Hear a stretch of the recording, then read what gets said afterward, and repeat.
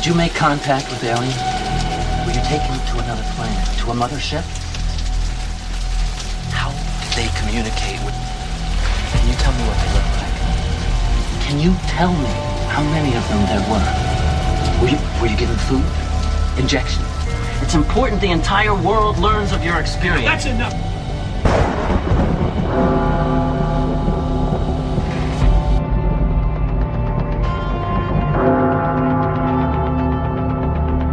The teachers are alive. They're not books. They are the very living essences of nature itself. Unbelievably powerful supercomputer that's running our reality, and we don't have a clue as to how to operate it. Say in your mind, say to yourself, I am more than my physical body, because I am more than physical matter. I can perceive that which is greater than the physical world.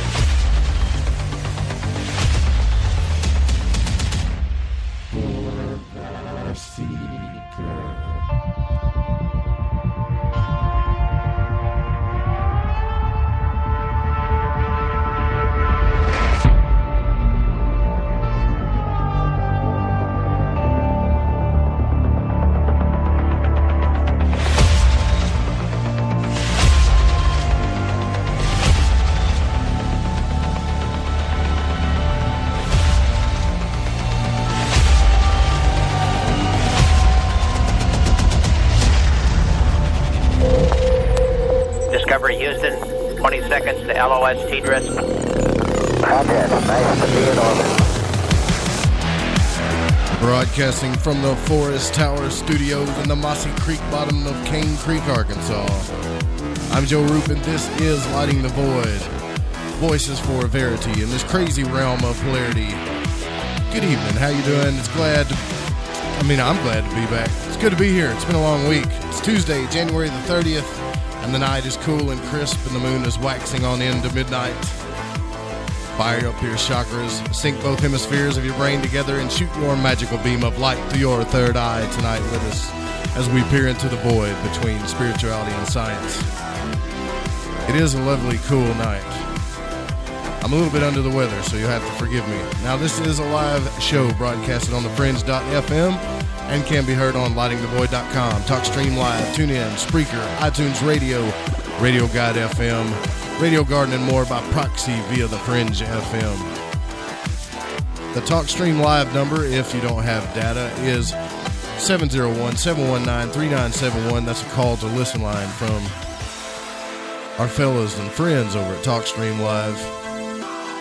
I want to say thank you all that have, thank you to you that have donated to the show here recently. You have no idea how clutch that was. Since this is what I do, I run the network and the show, it means a lot. And if you can donate, that'd be great. If you can't, just share the show, follow, like, and subscribe. Everything's Lighting the Void. The donate button's here at the bottom. We love every one of you regardless. So I do want to give thanks to some folks because it's due. Dennis, thank you for your support. I love you so much. And I hope I get your name right. Samuel, thank you for your support as well.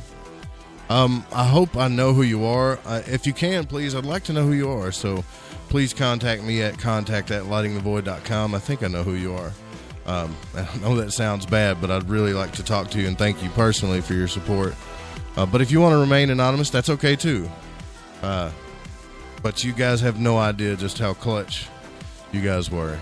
And this happens quite a bit. I mean, it seems like every time this happens, it's perfect timing. Anyways, that's hard to explain. Moving on. Also, I want to give a shout out to some of our new social media supporters. Lisa Bellavance, Mario Ramirez, Linda Hutton-Davis, and Genevieve Samuel. I think that's the same person. I hope it is, but I don't want to get your names wrong. So if I did, I apologize. Now, tonight we delve deep into the realms of the spirit realms, and we take a look at channeling. we're kind of getting into a little bit of consciousness studies here. So this is a first for me. I've never talked to anybody or interviewed anybody that channeled.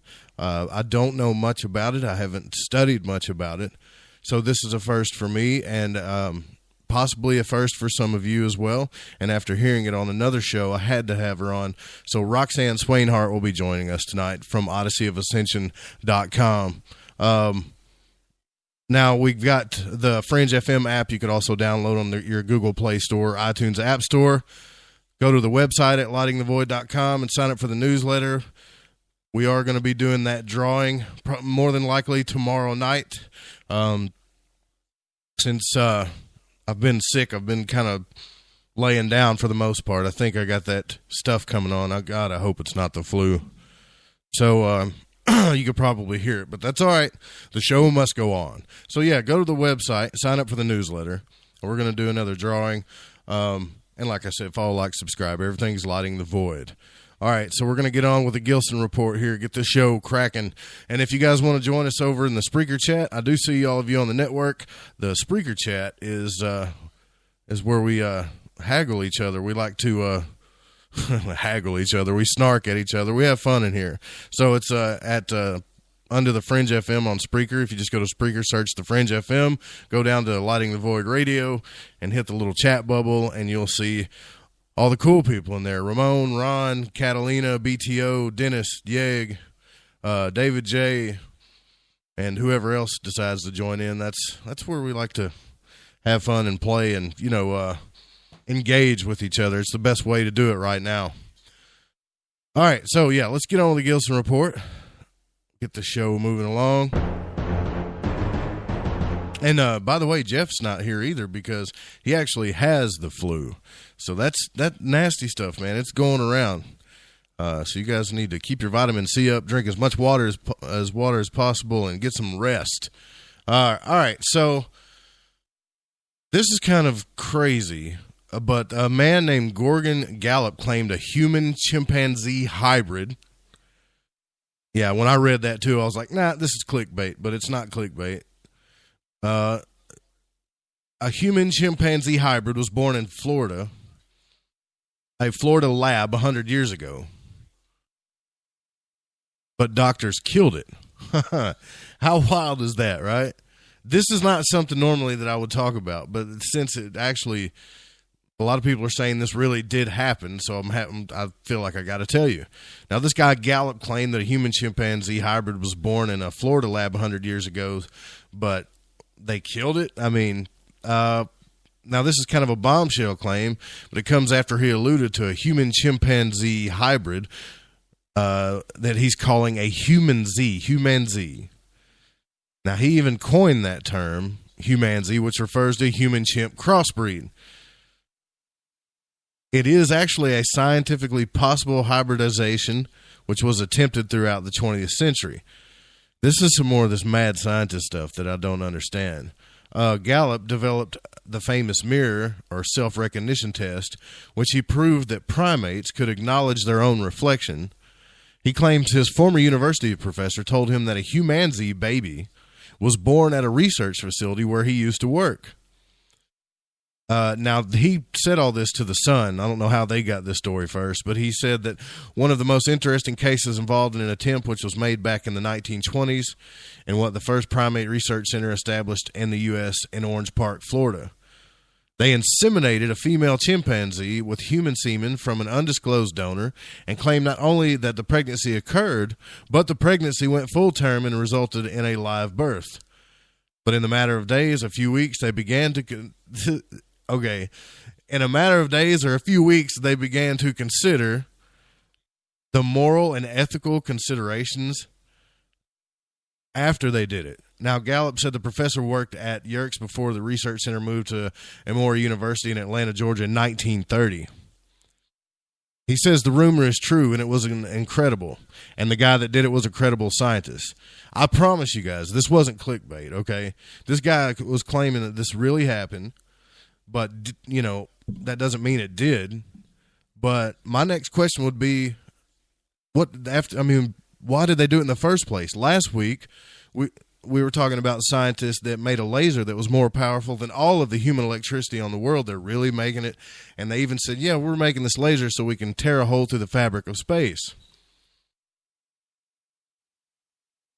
I mean, scientists nowadays are starting to scare me more than terrorists, because eventually they're going to do something to take out the world.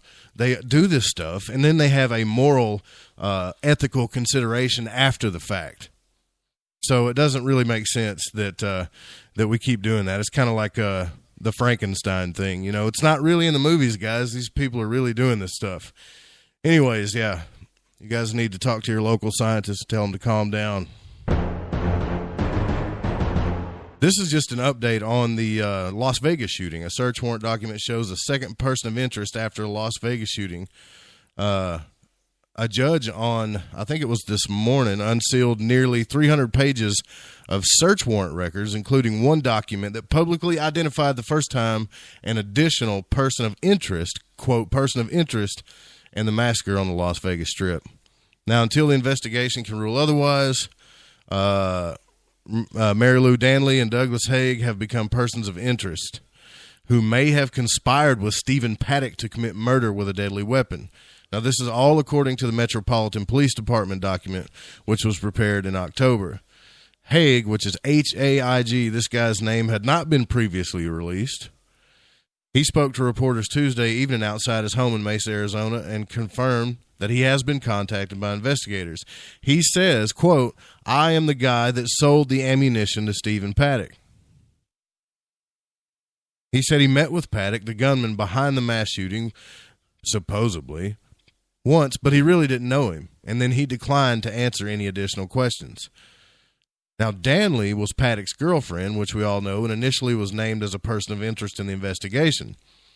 But authorities later said they do not expect her to face charges.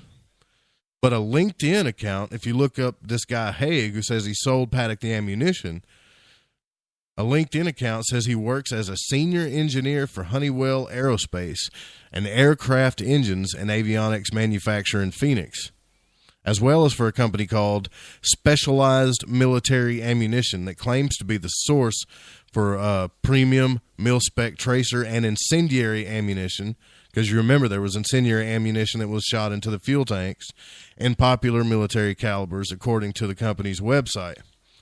This guy's website, or his company's website, also indicates that the ammunition business has been shuttered. Now, they're just saying that they're going to be closely checking this out. I don't know what's going on, but check back to see what's going on with this. I would keep a close eye on this because it's very interesting that some guy just comes out and says, hey, I'm the guy that sold Paddock the ammunition, a few months down the road. That's pretty interesting stuff, but I don't believe whatever anybody puts out. This is probably another cover-up that the FBI is trying to put on here, because I honestly think there's a cover-up here. And I know this sounds all conspiratorial, but, I mean, some of the stuff is pretty obvious. It still could be part of it. And if you watch the film when the shootings happened, and you listen to the dispatch, which I did, I listened to the whole dispatch clip, the county sheriffs, the Metropolitan Police, man, they were doing their job. They were all doing everything they could to help out. But as soon as the FBI took over this thing and got involved, everything went to hell in a handbasket. It's like, this to me is just another cover-up. So, yeah, if you guys get any additional information about this guy, or this guy claiming he sold Paddock the ammunition, please give me an update if you can. You can send me any information at contact@lightingthevoid.com. All right, moving on. Did they find Atlantis? This is probably the 10th time in 5 years we've been asking this question. But an 8.5-mile pyramid discovered at the bottom of the ocean on Google Earth has happened. It's on YouTube right now.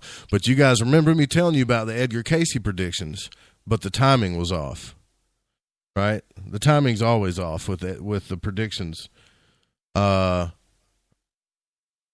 But could this bizarre object be described as a giant ancient pyramid, which is found at the bottom of the sea, be a clue to the site of the mythological city of Atlantis? I don't know. Atlantis seems to be something, it seems a little bit clickbaity, but it's another pyramid. The structure, estimated as being between 3.5 and 11 miles across, was spotted on Google Earth in the Pacific Ocean just west of Mexico. A video about the discovery uploaded to YouTube has drawn a lot of attention about it and what it could be, including an ancient sunken city, of course. It could be, they're saying it could be a UFO or even an alien base.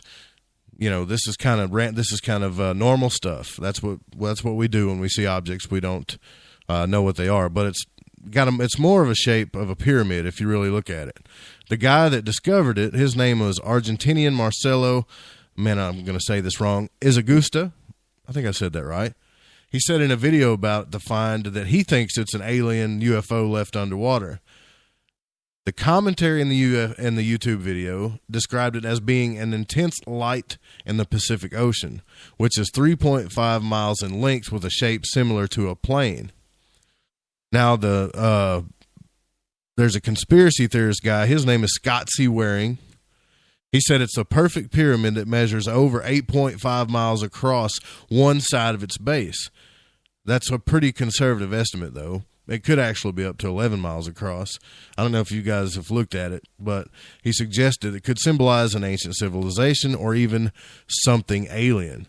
Even if it's not a UFO that landed in the ocean that was being used as an alien base, it still is a monumental discovery, which is true. I agree with that. An 8.5-mile pyramid would actually be the biggest pyramid in the world we've ever known, and it's right off of Mexico near the ancient, get this, Mayan and Aztec pyramids. I don't know why he is saying that aliens might be involved, but the pyramid discovery is cool enough for me. He said humans could never have built such a construction. Only aliens could accomplish making such a massive structure, so that's how he's rationalizing it, of course. Only aliens could do it. Case closed. I mean, I don't know. The skeptic crowd is saying it's just another underwater mountain, but I've looked at it. It looks like a pyramid. It does look pretty interesting, though, and I don't think it's a mountain, but I could be wrong about that. But wouldn't it be pretty awesome, though, right after the underwater discovery of the Mayan tunnels we discussed? You do remember that. We talked about it a couple of times. You know, I do wonder what you think about it, though. But things are getting pretty exciting lately when it comes to underwater archaeological discoveries, for sure. So they've just discovered 200 miles of tunnel that's probably going to have all kinds of stuff in it. And now we've got a pyramid that could possibly be the biggest one in the world or the biggest one underwater. No one's actually went out to investigate this thing yet, but that's pretty interesting. I think we're on the verge of discovery. Like I said, 2018 through 2020 is definitely going to be the year of when everybody takes their tinfoil hats off their head and we bury it in the ground, and we, you know, because you've got UFO disclosure that's happened. We've got some of the world's biggest ever archaeological discoveries. I don't know if you realize how big this stuff is, being unearthed under the ocean. New stuff in Egypt's being found every day. I think it's all coming together. Of course, this could just be wishful thinking for me, but this is no small thing, in my opinion. But we're going to get the show moving on here. It is good to be back. So when we come back, we're going to be back with Roxanne Swainhart. You guys don't go anywhere. I'm Joe Roop. This is Lighting the Void, live on the Fringe FM.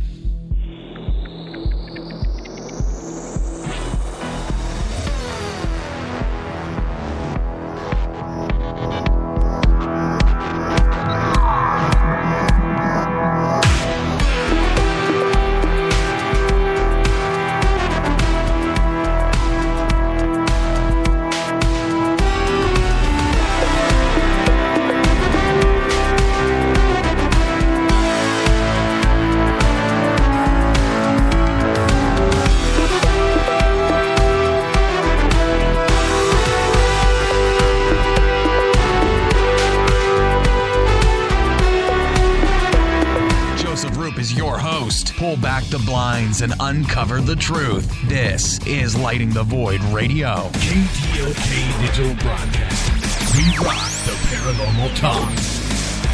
Lighting the Void is proud to announce Mind and Magic's Protection and Defense Course for protection from magical and psychic attacks. This is not a joke. Magic practitioners are on the rise, and with that comes attacks from baneful or black magicians that try to harm or hurt others for their own selfish reasons. If you are not a believer in psychic attacks, then this isn't for you. If you are, and you want the power to defend yourself and your family and home, then I highly suggest you grab Freighter Xavier's Protection and Defense course. In this course, you will learn how to tell if you are under attack from a natural source or if an individual is attacking you, the 4 forms of curses and attacks, how to remove self-imposed curses, the correct way to cleanse your home from negativity or malevolent entities, how to make your own holy water, what you should always keep near or under your bed, herbs that banish negativity and promote purity, the most powerful banishing rituals on the planet, and for those that seem to want to harm you the most, how to put your enemies in a hell pit of their own making. You can also learn protection against shadow people and other entities. Or are you just in a bad planetary alignment? Even how to get rid of an enemy using a tic-tac box. It does not matter what your faith or belief is, this will work. Click the banner on the website at lightingthevoid.com or go to lightingthevoid.com/Xavier. Live from New York, it's Saturday night! Live Saturdays on the Fringe FM. The Secret Teachings with Ryan Gable at 1 Pacific, 4 Eastern. Dark Waters at 4 Pacific, 7 Eastern. Into the Paranormal with Jeremy Scott at 6 Pacific, 9 Eastern. Spaced Out Saturday with Joe Roop, 9 Pacific, midnight Eastern. And S4 with Eric Cooper, midnight Pacific, 3 a.m. Eastern. Live Saturdays on the Fringe FM. We rock the paranormal talk. Online at thefringe.fm. Hey Fringe FM listeners, did you know that when you're on the road with limited data or no Wi-Fi available, you can still listen to every minute of the Fringe FM by calling 701-719-3971. No smartphone, app, or internet needed. Saves your data plan and no extra cost if you have unlimited minutes. Call 701-719-3971. That's 701-719-3971. Listen to the Fringe FM on any phone, anytime, anywhere. You're listening to Lighting the Void Radio with Joseph Roop. Stay up to date right now, lightingthevoid.com. Hi, this is Ryan Gable, host of the Secret Teachings radio show. If you are interested in ancient knowledge and hidden mysteries, as well as a unique and balanced perspective on conspiracies, symbols, and the occult, then join me every Saturday, Sunday, and Wednesday at 1 p.m. Pacific Standard Time, 4 p.m. Eastern, right here on The Fringe. Hey space travelers, it's Joe Roop, your host of Spaced Out Saturdays. Come join me as we explore the realms of the paranormal, the esoteric, and everything in between every Saturday night at 9 p.m. Pacific, midnight Eastern.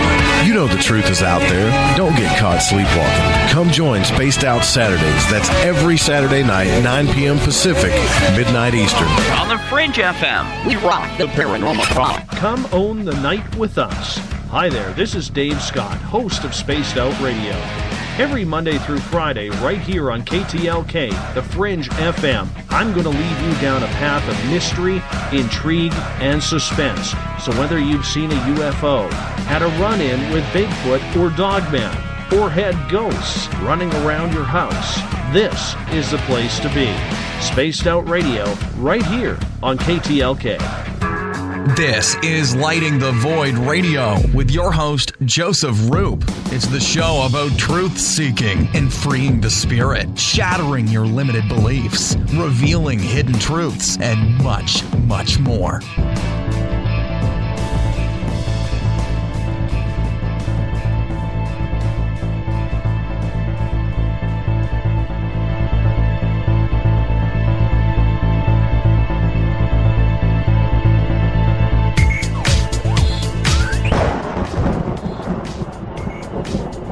Welcome back to Lighting the Void. I am your host, Joe Roop. We are live on the Fringe FM. Don't forget, tomorrow night we're going to have Larry Seekander on the show. Larry Seekander is going to be bringing us some UFO hard evidence with that famous object of his. So that's going to be a really interesting conversation. All right, let's bring on our guest. Roxanne Swainhart is a conscious channeler, most known for channeling the entities Osiphus and Sylvester, in addition to a variety of different entities, both well-known and unknown. Since 2013, Roxanne has facilitated phenomenal dialogues that not only clarified but evolved our perception of abundance, relationships, reality, and how we can all shed the limitation-based paradigm inherent within the human psyche to choose and define our own truth. She had her awakening in 2010 prior to making her transition from Roy into Roxanne. Roxanne was living the life that everyone told her she had to have.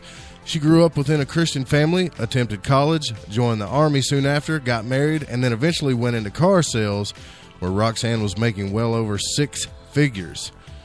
Roxanne's life seemed well put together from the surface, but from the inside she began to feel increasingly uncomfortable with living within the image and construct of being Roy, the successful working man, putting in 80-plus hours a week. So in 2010, Roxanne finally made the transition and began choosing her own truth and joy above the pain and dependencies on money and security. Eventually, she stumbled across the famous Abraham Hicks and Bashar, where she immersed herself into their teachings. One day during a meditation, she began using the imagination to reach out and have a conversation with the Hathors. Roxanne started getting small streams of feedback, which evolved into incredible, full-blown dialogues with a variety of different entities. Since then, she started channeling in 2013. Phenomenal pieces of information have been delivered that have transformed Roxanne's perception of reality, abundance, and our relationships to others. This is the gift that Roxanne wants to share with the world. Now you can visit the website at odysseyofascension.com. Thank you, Roxanne, for joining Lighting the Void. It's awesome to have you here. How are you? I'm wonderful, and thank you for having me, Joseph. How are you? I'm good. Hopefully I'm not catching the flu, but other than that, I'm good. So I'm just down in the vitamin C here and water as much as possible to try to keep that away, There you go. Are you interested in having a flu? Oh, no, absolutely not. That's why I don't want to talk about it too much. No, you just let it go, man. So, let it be what it's going to be. Go ahead, darling. So I'll be honest with you, I heard your show when you were on Jimmy Church's show on Fade to Black. And this was one of those shows where I had to actually pull up in my driveway and stayed in the car and listened to it. So those are the good ones, when you got stuff melting in the back seat and you still don't want to get out of the car, because you're afraid you're going to miss something, Right. Thank you.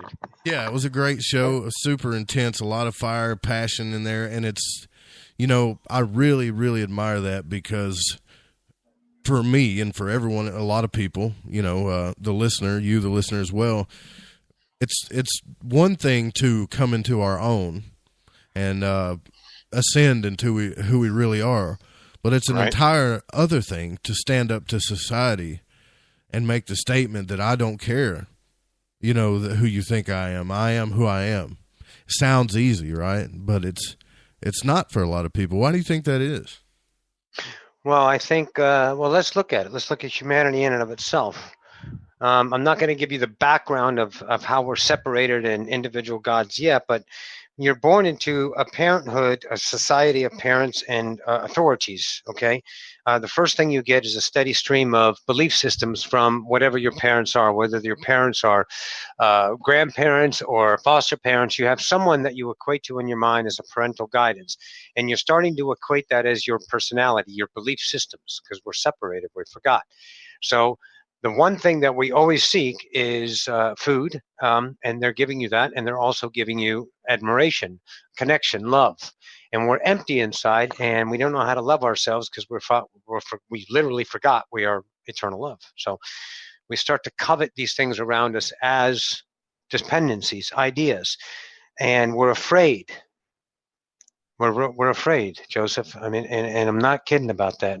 I mean, we're all really fucking scared. We live in fear, right? Yeah. We live in huge amount of fear about everything. And that biggest is admiration, seeking acceptance. We find comfort in numbers and groups and peoples and ideologies, and we divide ourselves with countries and flags and ideologies and these things so we can feel connected. We find our dependencies in lovers and we make marriage work. We make our relationship work. And if it doesn't, we get mad and we get upset at ourselves and we target others and we get mad and we do this whole thing because it's all based off an idea that we're separated and we don't know that we already are enough. We don't need to prove ourselves. We are filled with our own love, but we looked away from it because that's the game. That's the game in play. Yeah. Do you know how alone I felt when I was in car sales?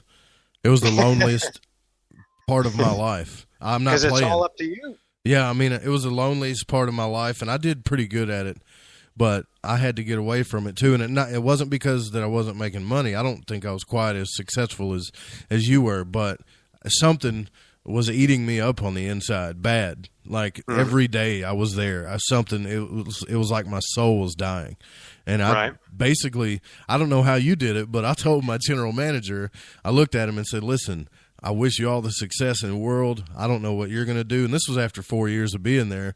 I said, I don't know what you're going to do anymore, but I'm not doing this. And I just walked out not knowing what it was that bad where I had no job, nothing coming. I just couldn't take it anymore, you know. Good job. How'd that feel? It felt great, but it still felt scary at the same time. Well, yeah, it's scary because you have time. What do they teach you? What's going to happen tomorrow? You got to prevent. You got to be safe. You got to be secure. You got to get educated so you can have a good job. Your mom and dad want you to have the best. They want you to give you those things. They want to have you be this. And then if you don't meet those standards, you're disappointed. They're disappointed in you. You start to fail them. And then you have to keep trying to get that admiration from them one way or the other so you can feel worthy. You know, and if you get a good education, you get a good job, you're in the admiration idea. Right. But you still have problems. You still have separations. You still have ideas of always seeking. You got to maintain you're successful. If you're successful, you're fighting failure. If you're failure, you're reaching for success. You're always in this idea of gnip between the polarized ideal worlds. Everything between love and fear. So I think it's exquisite, truly, the ride. What we are, the bravery it took to come here and really experience separation is just exquisite. And you walked out and you had big hairy balls to go out and say, you know what, I'm scared, I'm afraid, but I'm going to go ahead and take a chance on myself. And guess what? Me and you are here now. Thanks. That's right, yeah. Thanks for walking out, kid. Otherwise, I don't get to meet you. I don't get to be you. I don't get to explore you. I don't get to understand you. You through me, my own expansion, because you are alive here with me, Joseph, expanding. Now, is that priceless? I think so. That's so true. If I wouldn't have done that, I never would have got to talk to you or any of the other people. I never would have met the listeners. And see, remember, that's not important. That's not a career. That's your choice to understand your passion. See, it's so easy to be yourself, but it's so hard to be yourself because yourself is so depleted in the idea of you've been thumbed down by society and everything always trying to meet everyone else's standards of success. And you just go out and start to be you and you create a world around you and people go, how did you do that? You're just, because you want to. It's because you're alive about it. I'm a channeler because I started channeling and I love it. I freaking love it. It is so exquisite what I do. And it's not a career. It's not an outcome. It's not for abundance. It's not for a badge of honor. It's because I am. And that's what you're starting to see. So you're here is because you're doing what you love to do. And it's not that it's polarity in the idea of conspiracy or UFO and all the drama. It's because you get to. That's priceless. And that's an exhibition for people. For people to say, you know what, I don't like this 9-to-5 cubicle job where I'm not allowed to put up pictures of my family, where I can't even put a plan on my desk, and someone's always watching me, and I got 10 minutes between breaks, and I can't even smoke a full cigarette because I'm not allowed, and I have to go downstairs, and I have to do all this stuff because I have to keep a job because I'm afraid. I'm afraid of the future. They taught me I have to do this or I'll be in the demise idea. But you represent and I represent a choice to find yourself by just walking off what you don't want to do, just leaving it. I didn't want to be a man anymore. I didn't want to be Roy. I've been Roxanne since I was 8 years old. I gave my first blowjob when I was 12. And let me tell you something, Joseph, it was exquisite. I was like, yes, that's me at 12, So I love that. And that was knowing what I knew at 8, but I didn't know how to express it. I was forgotten. And everything represented around me, all the stigmatism and everything around it that, guys loving guys is a bad thing. And it should be, created hate crime and it was against the law. And all these things were bad if you did that. But you have this internal. And how do you deny what you are inside? Well, I tell you, with the mind that is afraid, with the mind that says you don't deserve, you can't, you're going to be shunned, you're going to lose that dependency, and there's nothing that you will keep more than that dependency. You will fight, scream, lie for it, because it's what keeps you in a relationship to reality. It's literally how you exist in your own worthiness. Even if it's misery, you still do that. Even if you're a pain in the ass, a bitch or an ass, you still do that because you need to find your own worthiness in other people's demise or other people's gratifications. Something you need. And that's what we're afraid of. And that's what we represent. Starting to be I am, to say, you know what, I can be this, and this doesn't need to be defined. I love to be a ditch digger. Let me be the best ditch digger ever. Look at what I get to do. And they get to, and that's passion. But of course, people go, well, that's not enough. You're not good enough. You need to get an education. Right, at least go work at this. And everybody's just going and measuring. Why? Because that's what you were taught. That's the exquisite beauty, the priceless of humanistic journey, the psyche of polarity, generations, right, doing it. And right now, we are alive in it. We're right in the middle of the game, babe. We're right in the middle. You're doing your passion, bringing to the light of the UFO, what's really going on, the pyramids idea, and you're bringing this idea so people can move their reality out of their funk of the negativity that's always given. But it's truly not negativity until you view it as that, and you just leave it alone. You turn away. You turned away from a job you hated. Say, you know what, GM, I love you. Gotta go. Poof, puff the magic dragon. You start walking, you walk away, and you create your own world through your own isness, your worthiness. You're a part of existence. How can you ever, let's say, devalue that? Because you don't know what it is. See, you were chosen to have a set of eyes, to claim I am aware, to claim isness, because that's what you were chosen. Everything in a non-existence is having a wonderful time in non-existence, not even realizing their non-existence. You, Joseph, have been chosen to exist. So here we are in existence, and you get to. That existence is forever. So don't worry about anything, truly. It's only your belief systems that taught you through systematic ideology of betterment or worse. And you confine yourself to that, or, as the brave do, say, you know what? I'm done. I'm going to walk out and do my own deal. And that's what you did, and that's what you represent, and that cultivates an isness, a light within other people to say, you know what, today I'm going to do something for myself. I'm not going to punch back in on time. I'm going to go ahead and take the regards of the retribution of my tardiness. And then you're tardy, and you're going, yep, I'm tardy. Now what? Well, don't do it again. Okie dokie. And that's the now. And you just start living your life. So you don't care, and watch what happens. I'll tell you what happens. Your worthiness returns. Your vibration. We are dynamic light vibrating in a certain frequency, creating an idea through the event horizon of what you call light that you can't see into a physical reality. Yay. So those are just details. But you are that idea, and you started being that worthiness returned, and you start to create in the reality of you are already known as a creator. You start to remember, like, oh my God, I got divinity. I got divine nonchalance. Look at me. Look what I get to do. I get to be here. I get to bitch. I get to scream. I get to have a drink. I get to have sex. I get to suffer. I get to sorrow. I get to experience something I've never done before. Holy cow. And you start to relate to everything, relationship to reality, Seth 101, differently. Everything starts to change, and you start to become me. And that's who you're discovering. Whatever you're doing, Joseph, is your choice. And be that in the fullness. Never regret, never hesitate anything that you are, because I tell you, you are existence. And without you, we all collapse. Every intimate portion of existence, from the tiniest little molecule to the biggest dynamic sun of the Hubble discovery, is part of all that is. And without it, we all go into nothingness. But since we're here in existence, let's start to love it. Let's start to allow it. Let's start to see what's there. Yeah, Corin that was on the show really showed me something, and now you're kind of adding on to it. The role of shame in this society is I mean, I don't know if you would call it negative, but it sure is a hell of a concept. I mean, shame has done so much to people, and it's hurt so many people. But see, okay, but now I want you to listen to this ideology here, okay? This is going to take a little bit of allowance, so everyone just allow themselves for a second. Keep that reactionary mind on the back burner and allow yourself to be a master for a moment. This idea of shame and negativity is what's possible in creation.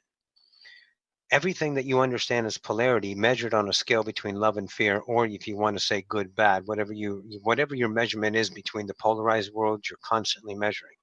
However you want to label it, your own isness, that's you, is because we chose to come here and we get to experience that. So humanity, everybody, is the possibility of creation. It is not a less species. It is not a effed up species that's working its way back in the good graces of an almighty God. Because every ounce of energy around you that you see, comprehend, lick, stick, smell, suck, buck, doesn't matter. It's God. It's creation at its best. And you're part of that.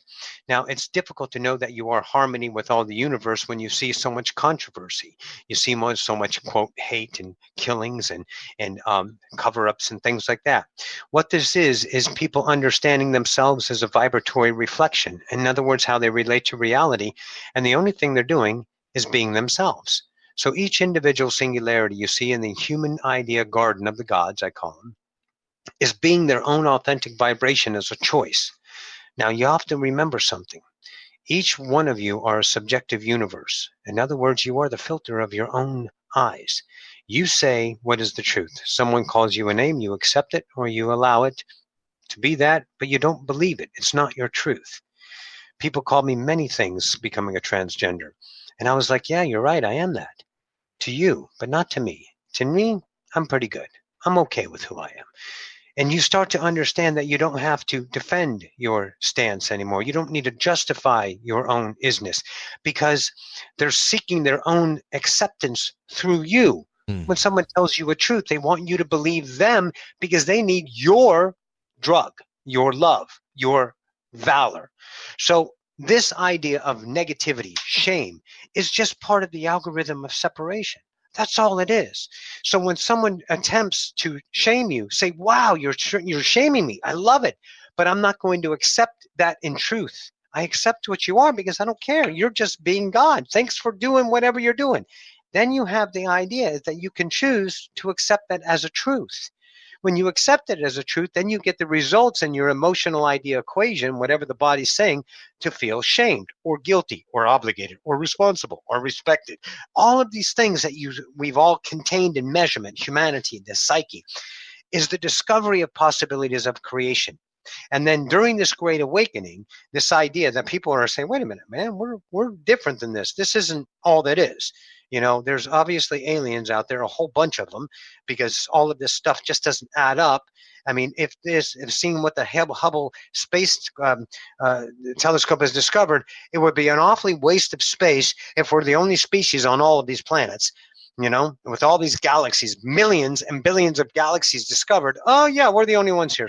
So that's just the ideology mind because we're afraid. We're afraid to accept that we're part of, and of course we're afraid because they might have guns and be better than us and kill us and maybe eat us or put us into slavery. Right. These are all humanistic ideas. These are the way humans translate their ideas. That's their truth. Then it becomes your joy, your true joy, to accept that as your truth. When it becomes your truth, you feel the equation to it, emotional equation. Someone calls me names. I mean, on the Jimmy Church idea, you go in there and you read the YouTube comments, and these, Roy needs his head examined. That really knows that she is a he. Well, yeah, physically I am, but inside I'm not. So that right there is a truth to be accepted. Oh, you're right. I am a he after all. Okay, but I'm not. See, I can accept that or I can allow it. I allow it. I'm not mad at it. I'm not going to argue with him. I'm not going to justify him. I'm not going to say, well, there's transgenders all over the world. I don't need to. You know why? Because I'm enough. Wow. I had this guy that I'm talking about. I can't really reveal his name, but he's a ceremonial magician, like a deep occultist, and he's really successful at it. And he doesn't tell people his identity or anything because I guess he don't want to get caught up in everyone's paradigm. But one of the first things he told me was every thought that you have, he said, this is going to be the hardest thing you've ever done, Joseph. But he said, every thought you have, I want you to treat it as if it's something that you are going to accept or reject. And I want you to say it. I accept that or I reject that, and he was pretty much teaching me that I was in control of my own thoughts and my own choices, not everybody else. Sure. I was giving everybody way too much power, But you didn't know you couldn't. Yeah, I had because no you idea. Were taught from a very young child, it has been ingrained to us that this is authority and you have to accept that truth. But you can see the younger and younger kids are not interested in accepting everyone else's truth. That's why the world is changing so quickly and so fastly. You remember, I don't know if you're my age. I'm 51 years old. So I started to see what happened with the computer age. I started to see from Atari. I started out with Atari, ColecoVision. I had these games, and I saw the generations, the parents, start to really get mad at the kids because they were wasting their life on these video games. Well, guess what? We're God's creators, so they turned those video games into an idea of an entire universe to play in. And now kids are employed as this. And they're like, well, my kid creates video games. And now it's a pride. Before it was a demise. You see the shifts of reality that people have, let's say, have bestowed upon them because of generations. But as each generation allows themselves to be more free and start to choose their own isness, their own I am, not with the democracy of a soapbox preacher, no, with the meekness that is the most powerful idea of my own value, my own worth, and just choose and walk away from those who don't accept your reality. Say, hey, you know what? That's great. Have a Coke and a smile. I'm going to go have fun and create video games. And that's the beauty. It shows you what we can do when we're allowed to do, but we're also afraid because of our own lack that someone's better than us because we were taught to compare. I mean, we go to school. Look at the clothes you wear. Look at the hair you wear. You got an A, B, C. I remember when I was starting to read, I couldn't read very well, so they gave me the dumb book. Everyone told me, oh, you got the dumb book. So guess what? I get to be dumb because I'm reading Great Waves instead of the other book. I can't remember, but I remember my book was purple and it was called Great Waves. So that was the dumb book, right? Yeah. So I got labeled. And then my point of view of myself was I'm being measured by my teachers and I fit in the dumb world. Yay, dumb Roxy. Let's go be dumb. Hi-ho. And that's what it is. And that's now a rhythm that I accepted that as a truth because I didn't know I couldn't. I didn't know I need to, but now that's where we are. We're just saying, hey, yo, I love what you're saying. You're filling me with fear. You're telling me to be safe and secure. But guess what? Pound sand.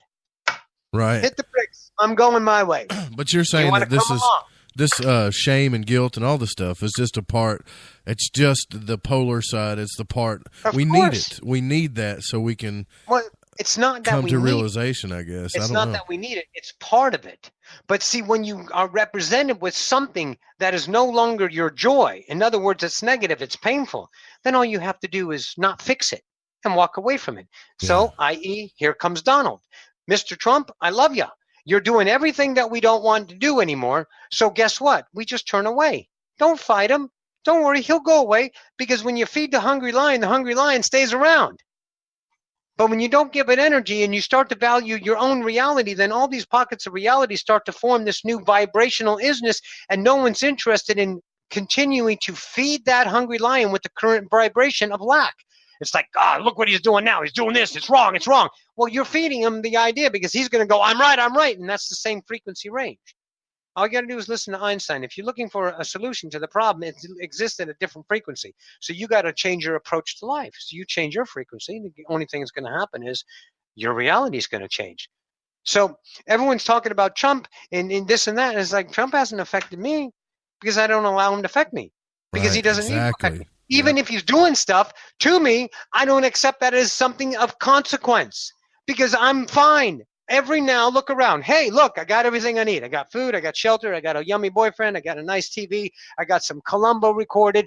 I got some things. Yeah, Columbo. That's awesome. And I'm going to live my life. And my life is exquisite because I've taken down the filters of separation and a betterment and accomplishment. I don't have to become better because I'm enough. And I fell into that rhythm to understand that I truly am, and I don't have to fight or convince myself or put up affirmations and say, look what I am. I'm rich. I'm successful. I have a big house. I don't need that. Why?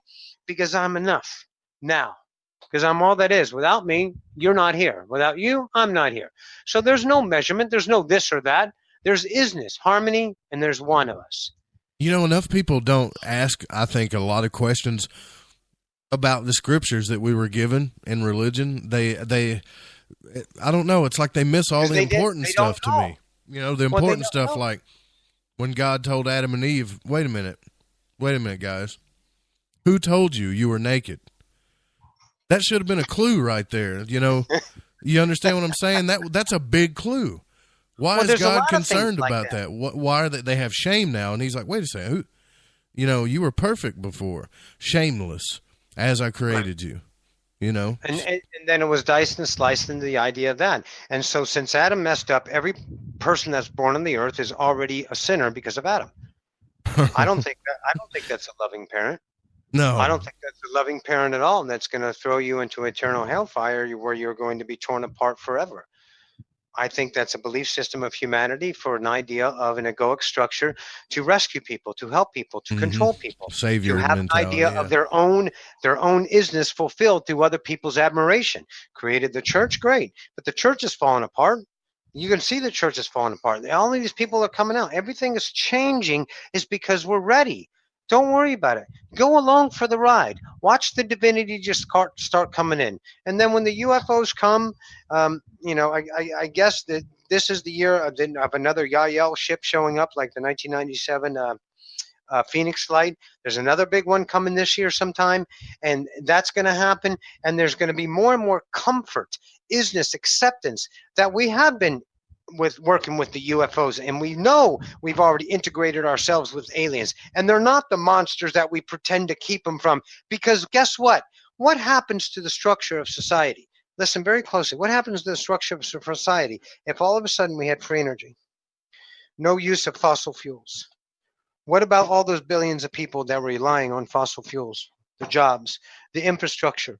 See, this is an integration idea. As one thing comes in, another thing depletes. One can't do it all at one time. So they have created this system around us that says we have to allow this to be released and bring this in. And that's happening because people are just choosing it. They're allowing themselves to be that. But everyone says, well, why don't we have free energy when it's already there? Yes, it is already there. But then all of a sudden everyone has free energy. And then all of a sudden, are you just going to feed 100 million people that need their food because they no longer have jobs because no one needs oil anymore? So, yeah. Okay.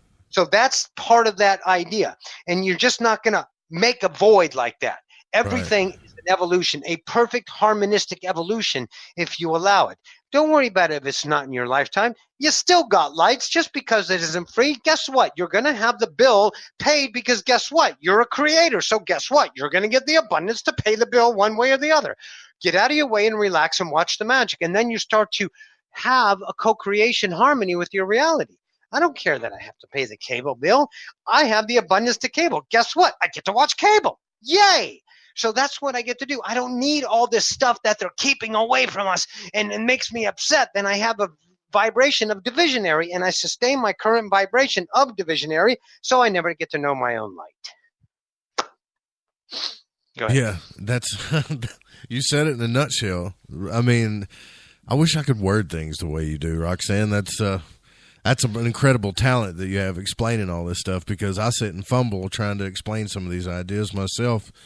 But because what I'm doing is just speaking my truth. I just have grown into the idea that I'm connected to all that is. So whatever my mind comes up with me is allowable, awesome, experiential, expansion, judged, unjudged. It just is. And then I grow accustomed to this idea of allowance, and boom. So this is channeling, but I'm channeling me. I can channel other entities, but this is the flow of the now. This is not thought of. This is what we all have access to. We all are intimately integrated with all intelligence. Every single ounce of understanding is out there. It's our own divisionary mind that says we need to get it through research. We need to get it through authority. We can't trust ourselves. What did they teach us? Oh, for God's sakes, Joseph, what did they teach us? That your imagination is a bad thing. Oh, come on now. Get back to reality, kids. Okay, one day you're going to have to grow up and start to be an adult. Look at me. I'm an adult pretending on my phone. Look at me. I'm a coffee shop millionaire. Woo, look at me. I got image.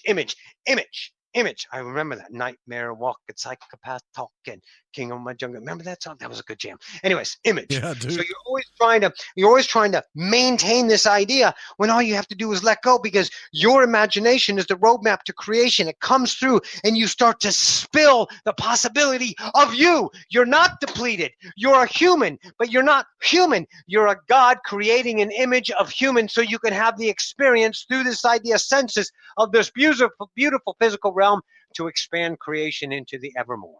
Awesome. That's what we get to do. So how did we pass up the I am statement then? And to me, that's another scripture where they said, okay, God just named himself I am. He didn't name himself I am. It was saying exactly what that was a lesson that we just skipped, I think. Right. We didn't take the I am that I am. That was done by Neville Goddard. Neville brought that out in the 50s. The I am, turn it around, and you start to go to the mirror and say, I am. That's the I am. We're created in God's image, not in the idea of the physical. We're created in the idea of vibration. We are God. All of us, one idea, one vibration, one single point of understanding, which is all of creation in the divisionaries of the individual singularities that are everyone that you see. The plants, the animals, the trees, the atoms, everything has awareness, everything has sight, sound, understanding, self-sentient, expansion on itself. Even the tiniest little grain of salt that you lick is experiencing you licking and getting swallowed. It's experiencing, everything is experienced. You're integrally part of that. And that's what that is. That's that wholeness that we're starting to understand. And that's the I am that I am. Not the I am God and you are a failure. You are, oh God, yeah. Adam screwed up, so guess what?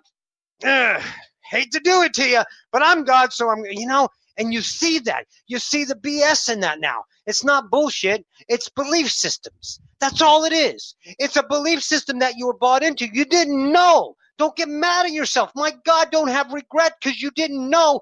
But if you have the ability to see back on yourself as something that you would regret, look at it now as expansion. Say, that's no longer me. Look what I am now, because without this, I cannot see that. And I love this.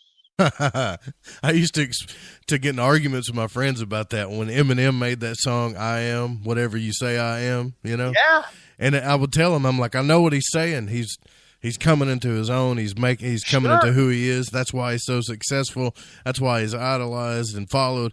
And everybody's like, what are you talking about? That's not what the song means. It's just some stupid song he made up. I'm like, yeah, that's why you went and bought the record and you're burning it into your head. Yeah. The vibration was authentic. I am that I am. You can tell me anything that I am. That's your individual singularity way to interpret the universe. We're all subjective. I channeled Jane Roberts, the one who channeled Seth, and on my Odyssey of Ascension, there's a playlist called the Jane Roberts, and it's the 12 Indoctrines, right? And number 8 is vulnerability. She channeled an idea about vulnerability. When you let go of all those defenses and you start to melt your heart in surrender and be vulnerable, you'll remember that connection of I am. It's not an idea of a detailed, it's not tangible. It's a feeling. It's a feeling. The Beatles. I've got a feeling. I can't sing. A feeling deep inside. Oh, and that's what it is. It's this inside thing that vibrates. And you're like, God, that feels good. Wait a minute. It's not money that's making me feel good. I'm feeling good for no reason. It's not her or him that's making me feel good. I feel good for no reason. How is that possible? I'm not working at it. I'm not trying to get it. I'm just me. And that's what it does. It connects you because you're not defending against yourself. You're separated, looking back at creation as creation is a problem. Creation is you. When you open up to it and be vulnerable, oh, the magic. Oh, yeah. Makes sense? Yeah, it does. And magic is a term that I think we just call it magic because we don't understand the truth about it. So it's Bingo. Magic. Bingo. It's magic. And sometimes we don't deserve magic. We're not allowed to magic. Magic can be sciences, and we have a great reality around us that shows us how our own mind is now influencing science. Science has proven that our conscience changes science, which shows you something about vibration. Another truth they're playing with, the quasi-mind, quantum physics. This is the expansion. This is the journey. Embrace this journey of humanity, but embrace it in your way, and you will never know anything except God. Can I ask you a question? Sure. That can work. Of course. in the realms of good and evil, right? If you want to look at the polarities that way. Mm-hmm. When Oppenheimer made the atomic bomb, he made an I am statement, and he did it. After he did it, he said, behold, I am death. I've become death, destroyer of worlds. It's like it was such a dark moment, but you could tell when you watch that video when he says that, that something in him wanted to experience total destruction. Well, then let him. But I haven't experienced it. Have you? No. I'm just saying it. Don't worry about it. It's just another part of the journey, It's another I guess. part of creation. Yeah, right. It's creation being itself. Creation is unconditional, unjudged, unmeasured, untethered, unchained. It is. That's what creation is. Polarity allows you, as creation, doing whatever the hell you want, to judge and measure creation in and of its scale on a scale that you provide with your own self according to what you are, your culture. So, of course, guess what? When you go over to seas and their culture is different about it, they have a different set of belief systems. They have different mantras and different idea of morals and different idea of superstitions. So you can see that beliefs in and of itself are varying according to your individual subjective units. So when you start to see your beliefs being challenged, know that that sliding against you is you exposing you something that's keeping you divisionary against it, because Oppenheimer built a bomb. So what? We have the experience of a war that ended because of that bomb. And now we have the threat of bombs. We had the Bay of Pigs. We have the idea of the nuclear arm race with Russia. So we got something to do. So everyone was busy trying to do this. Here, sometime go on to CNN or Fox News and just watch the news, but watch it with this approach. Look at them playing. Look at their little sandbox. Aren't they cute? Coming up with all this fear and drama. Look at them. Look at, oh, something's going to happen. Oh, it hasn't happened. It still hasn't happened. Oh, damn. There's people who do that all day long, too. I know my dad does. Because that's the way they relate to reality. Because remember, everybody, you came here separated. So guess what? You had a billion years, a gazillion years, an infinite number of years of separation. Right. Of connection. And then all of a sudden, of connection. You always knew everything intimately. And when I mean intimately, I don't mean the limitation of sexually intimate. I mean every vibration intimately. There's no secrets in the universe. Trust that, if you choose. So anyways. We got to take a break real quick. We're, do you want to, let's finish that because we're on a minute over break. But we got to take a break just for the network, but we'll be right back. Hold that thought if you can. Right. Don't go anywhere. Hell yeah. I'm Joe Roop. This is Lighting the Void. We're here with Roxanne Swainhart. We'll be right back.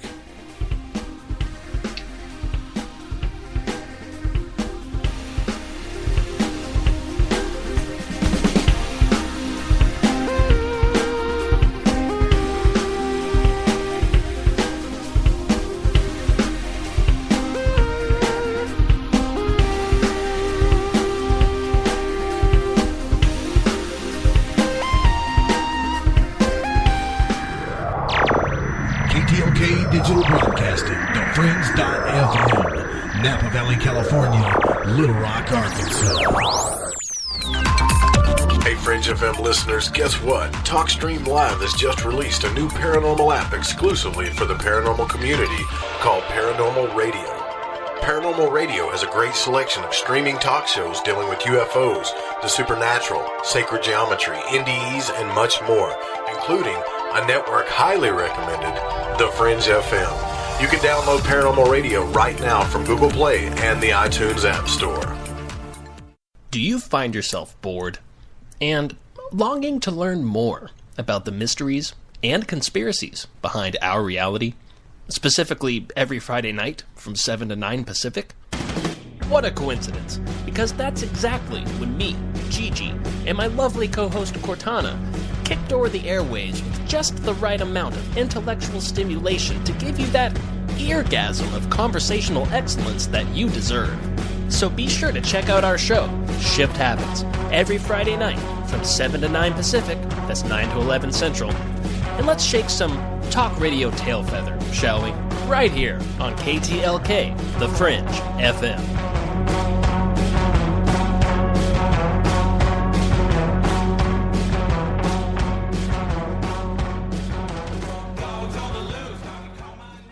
Hey, it is I, Kurt Green from the Kurt Green Hour. Come hang out with me every Wednesday night at midnight, Pacific Standard Time. As we unwind, hey, grab a cup of coffee, hang out with me, enjoy the ride. That's midnight every Wednesday night, right here on the Fringe.fm.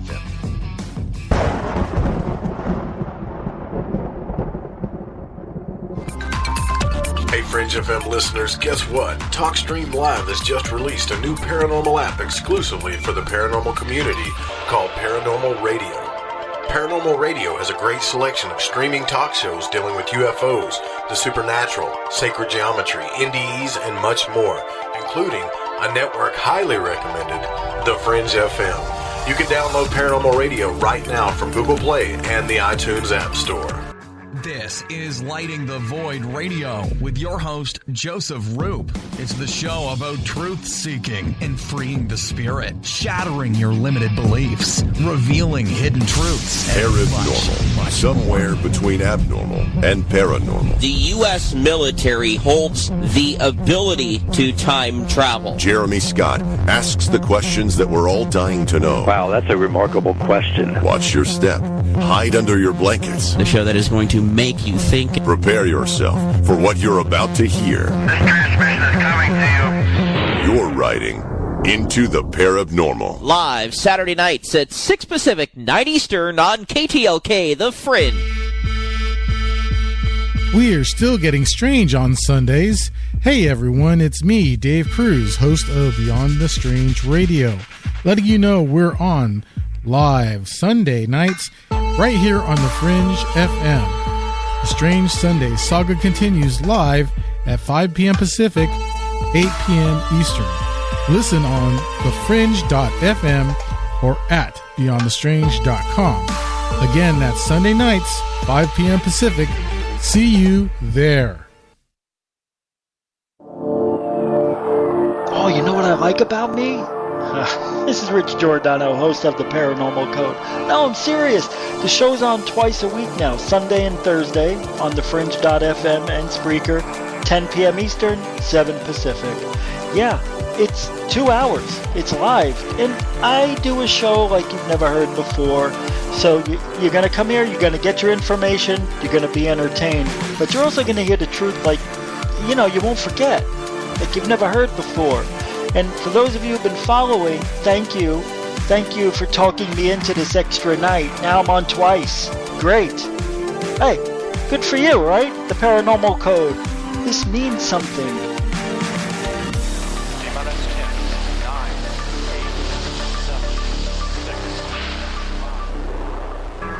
This is Lighting the Void Radio with your host, Joseph Roop. It's the show about truth-seeking and freeing the spirit, shattering your limited beliefs, revealing hidden truths, and...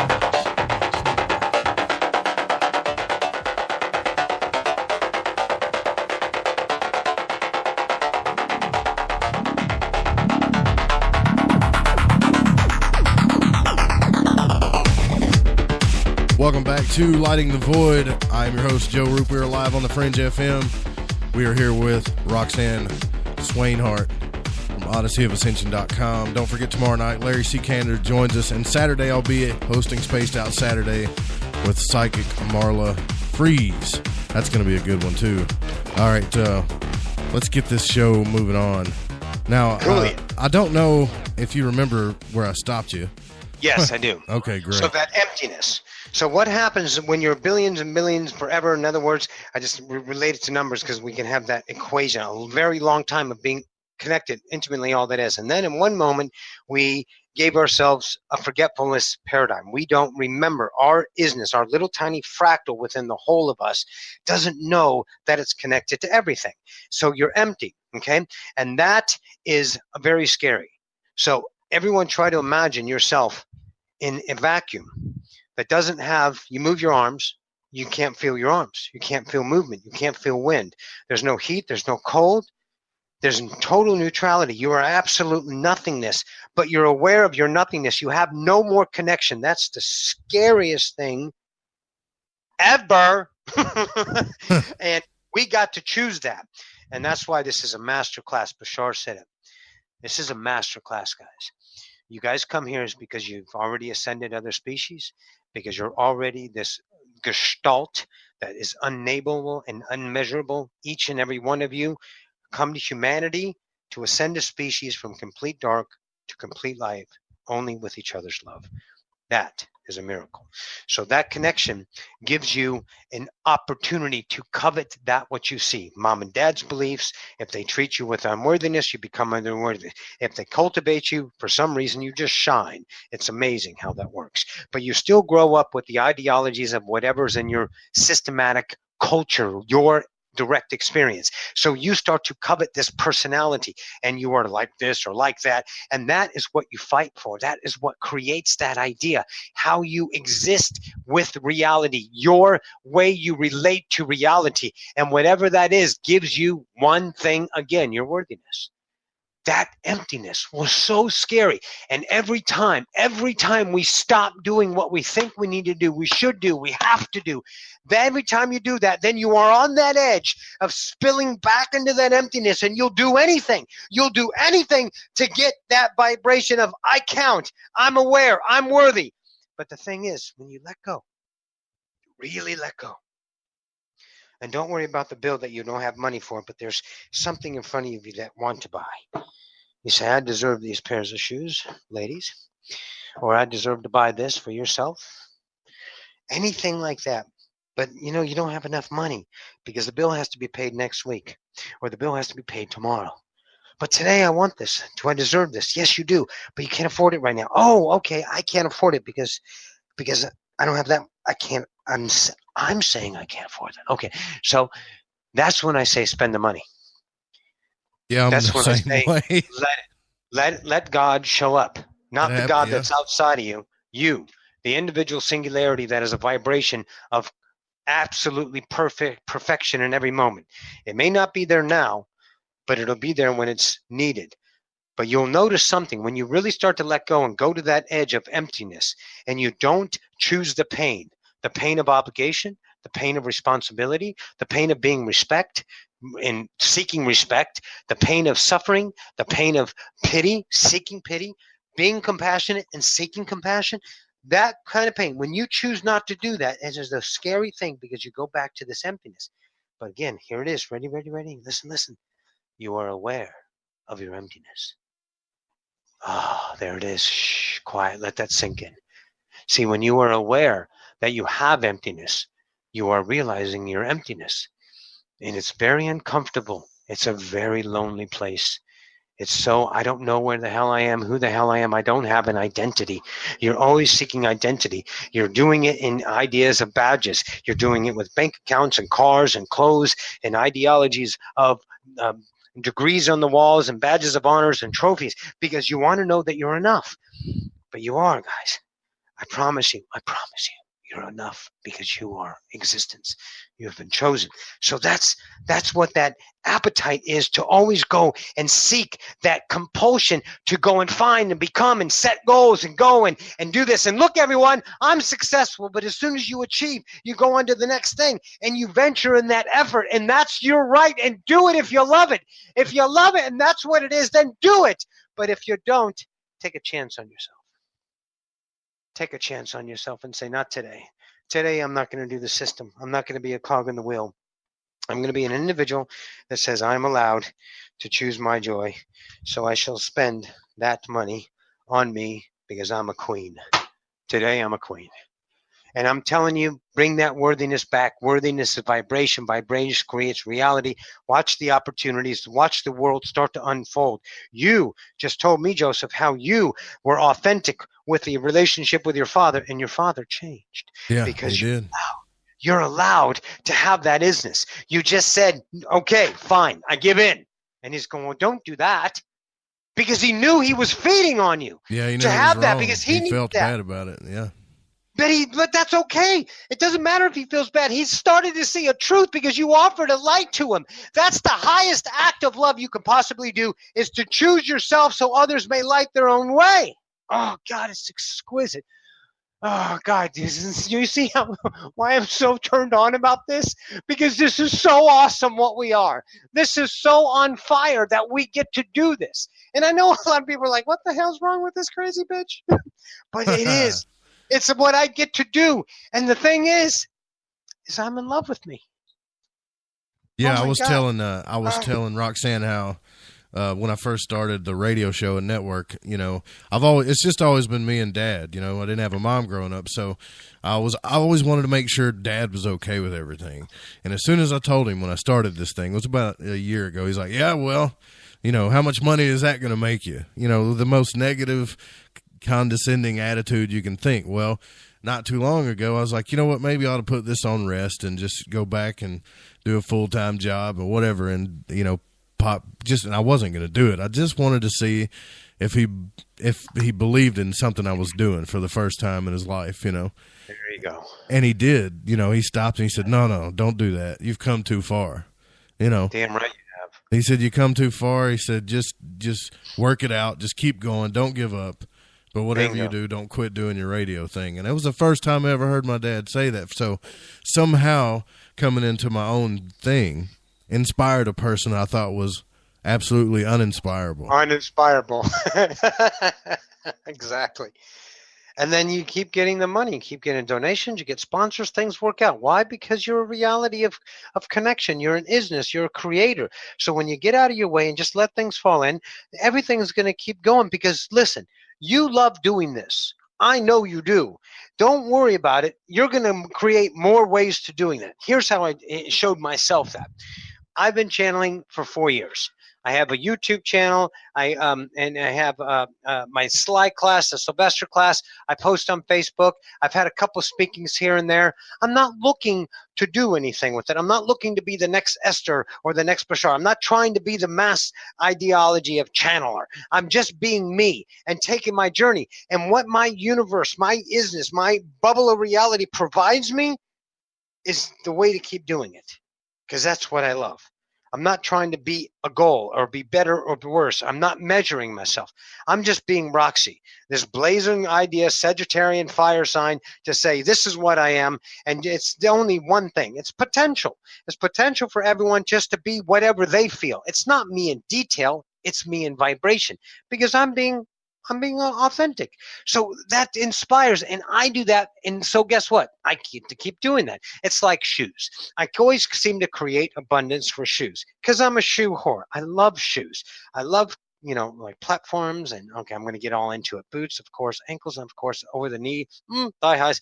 But anyways, I love these things. So the universe says, hey, here's some more money for that. I was like, thanks, got a new pair of shoes. And I take the other ones and I take them, if they're a season old, maybe 2 seasons old, it depends. And I take them over to Goodwill right around the corner, and a lot of my clothes. And I just be it because I don't need to keep anything. Because why? I keep getting ways to get new stuff. I keep going through life in the now. I never have to hold on or cherish anything. Everything is cherished in the moment as my existence, relation to reality. And I just keep going, and all I get is more.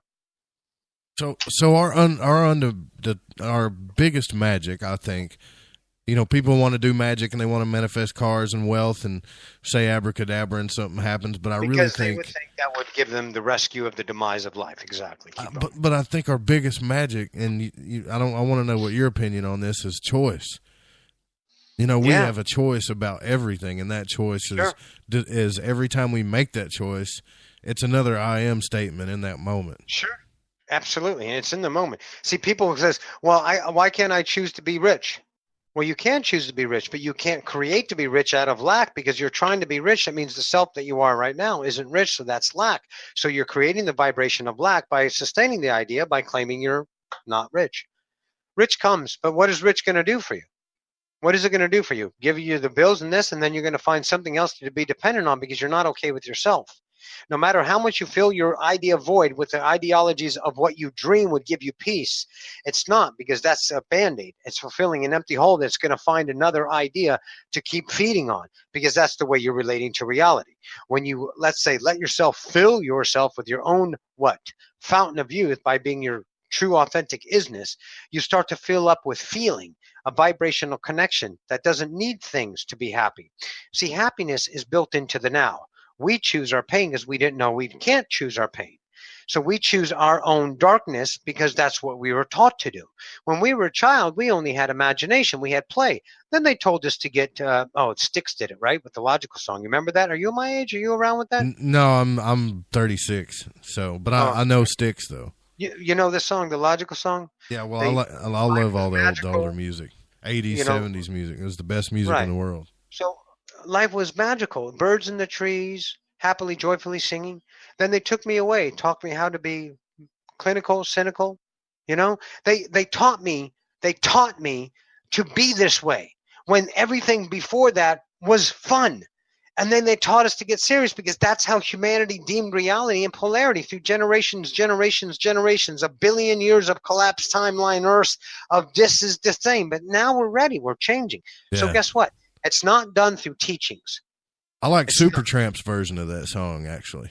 Oh, that is Supertramp. Yeah, I'm sorry. Yeah, I was thinking, did Styx originally do that? Because Supertramp, I was thinking, yeah, Supertramp's good. Yeah, Supertramp did that. So, see, what it is all of this idea is just us awakening into our own isness. But we don't do it through teaching because we've had so many ideas of you're wrong and this is the right way. And then people say this is the right way, but they're not living the right way because they're teaching themselves others, but they're still in pain. See, when we become the isness, the offer, we're not teachers. We just allow people to find themselves through their own what? Authentic. Because if we're teaching you a system on how to become, then we're telling you this is the right way and the way you are is wrong. You're not wrong. Oh my God, you're not wrong. You are perfect. Keep choosing your absolute truth to discover the truth is that you can let go of the truth of the now and find a higher truth of yourself. And that's the journey. That's the exquisite release that we're allowed to have, that all truths are truth in the moment. And it doesn't need to be taught. It needs to be offered. So we offer these ideas. Here you go. If you take it, have it. If not, don't. Be your own rodeo. For God's sake, start to know who you are. Dive into yourself. Be yourself. Osifia said it, to discover yourself. When you start choosing your authentic, you start to eradicate so many fears and beliefs. You're so, oh my God, what do I do? And guess what? Everything is still fine in the now. And you start to see that everything is really okay. And it's fine. It's not that bad. Nothing is really wrong. Everything is in time. All the magic is now. What am I doing there? What about tomorrow and yesterday? Who cares? What about now? Now is it. And that's just releasing all these filters we are taught. Oh, I think we created this too. We created a path to do this too. The internet is something totally different. Like you were talking about on a Jimmy's show, it created a different paradigm for people. I mean, there's YouTube creators out there now. YouTube creators, millionaires. Yeah.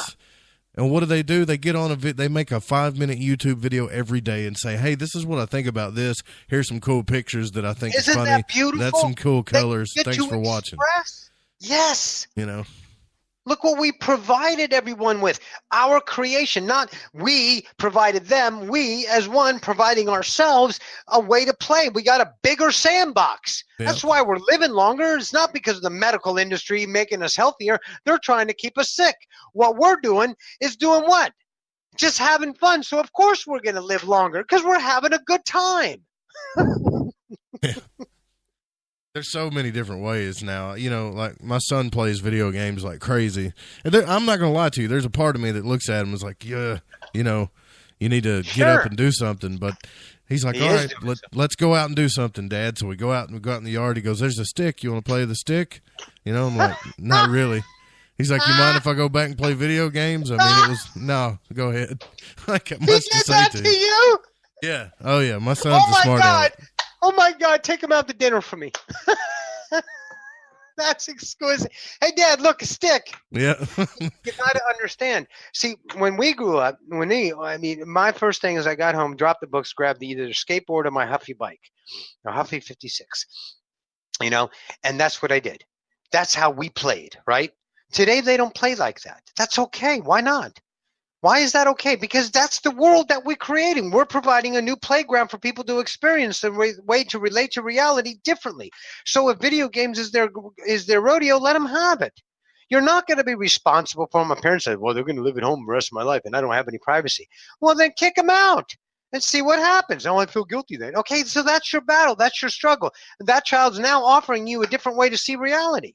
Let it go and watch how it's magically going to work out. Don't worry, they're going to get tired of being at home, and they're going to go out and they're going to start to play in their life together. Is a different way. Don't worry about it. Everyone is worried about time. Be in the now and just enjoy them. Because a stick used to be so fun to me. Riding skateboards used to be so fun to me. Going down to the creek and skipping rocks. Today they're like, okay, we're throwing rocks on water. Okay. Right. play Destiny now. There's a new gun I need to get, and I need to do this idea. So boom, and that's what their life is. Let them have it, for God's sakes, because they're exploring.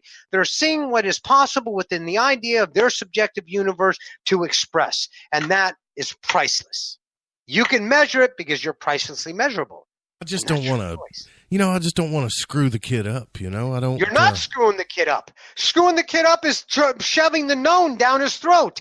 You're pissed off because your dad did it to you, and you think you want to do it to him because you're afraid, as your dad was afraid for you. Right. Yeah. Generations. Look, they're doing their best because they were taught don't screw up. You have to do that because you have to get prepared for the world because the world's a very cold place. Bullshit. The world is awesome. If you're vibration awesome, the world of awesomeness is going to come to you because it's not one earth. It's a billion earths created in a co-created psyche. It's a whole bunch of thought getting together. So you get the versions of your equal match vibration that is the same frequency you are. And if you're awesome, you get awesomeness. Yes, there's some people in your lives that are not so awesome in the idea of measurement, but they're not going to play with you if you don't feed the hungry lion like your dad. You didn't go, you're right, Dad, I'm going to quit. I'm going to do this, I'm going to do that. He goes, I'm going to quit, Dad. You're right. Okay, but you did it with a divinity. You're like, oh, yeah, you go ahead and get what you want. He goes, I don't want that. You gave him a truth because it was your truth. You knew that, and that's what you do. Does that make sense, babe? You got this shit. It's wonderful. Let the people alone. Abraham Hicks said it. Leave your children alone. They're fine. Why? Because they're gods. Do you think they need direction? Look at the direction you were taught. Yeah, you just screw them up. If you get in there and mess with them too much, it seems like you'll just screw their because head you up. Stuff all their shit down their throat that you think is reality, when it's not. Reality is up unto you what you perceive it is. And if you believe it and you shove it down their throat, then they believe it and they carry on their own separation. Way to go. You know now. Leave them alone. They'll be fine. If there's something in your reality that you're not jiving with, they're not treating, let's say, it's not even treating you right, okay? They're not doing what you think they need to be doing. Allow them to do what they want to do and let them go. And then when you feel responsible, let them see their own responsibility. And then it's not responsibility as a measurement, it becomes the ability to respond. So what you've actually done is cultivated the isness of that person to start to live their life and be understanding of the way reality works for them, instead of telling them what it is. So if they have some painful times, so what? They're okay. Everyone's fine because there's no death, there's no dying, there's no demise, there's no suffering. It's only what we get to choose because we're gods that can do that. And death is not even death. Death is just a shift of awareness. I'm dead, but I'm not dead. I'm now here. That's all. I'm here to hear. Here to hear. That's it. What about, what I say this too sometimes, but then I think, what about some of the, and I'm sure you've been asked this too, some of the children and other people that have been born into just awful conditions. Like North Korea. Yeah, or Africa, or some parts of Africa. It's not awful. It's awful to you. It is, yeah. You're right. Yeah. Is an animal being slaughtered? Is the animal have suffering? Answer that question. I don't know. Not after they're dead. No. Forget about dead. You're watching an animal being sliced right there. Let's take a cow. Neck got knocked. Neck gets cut. Bleeding.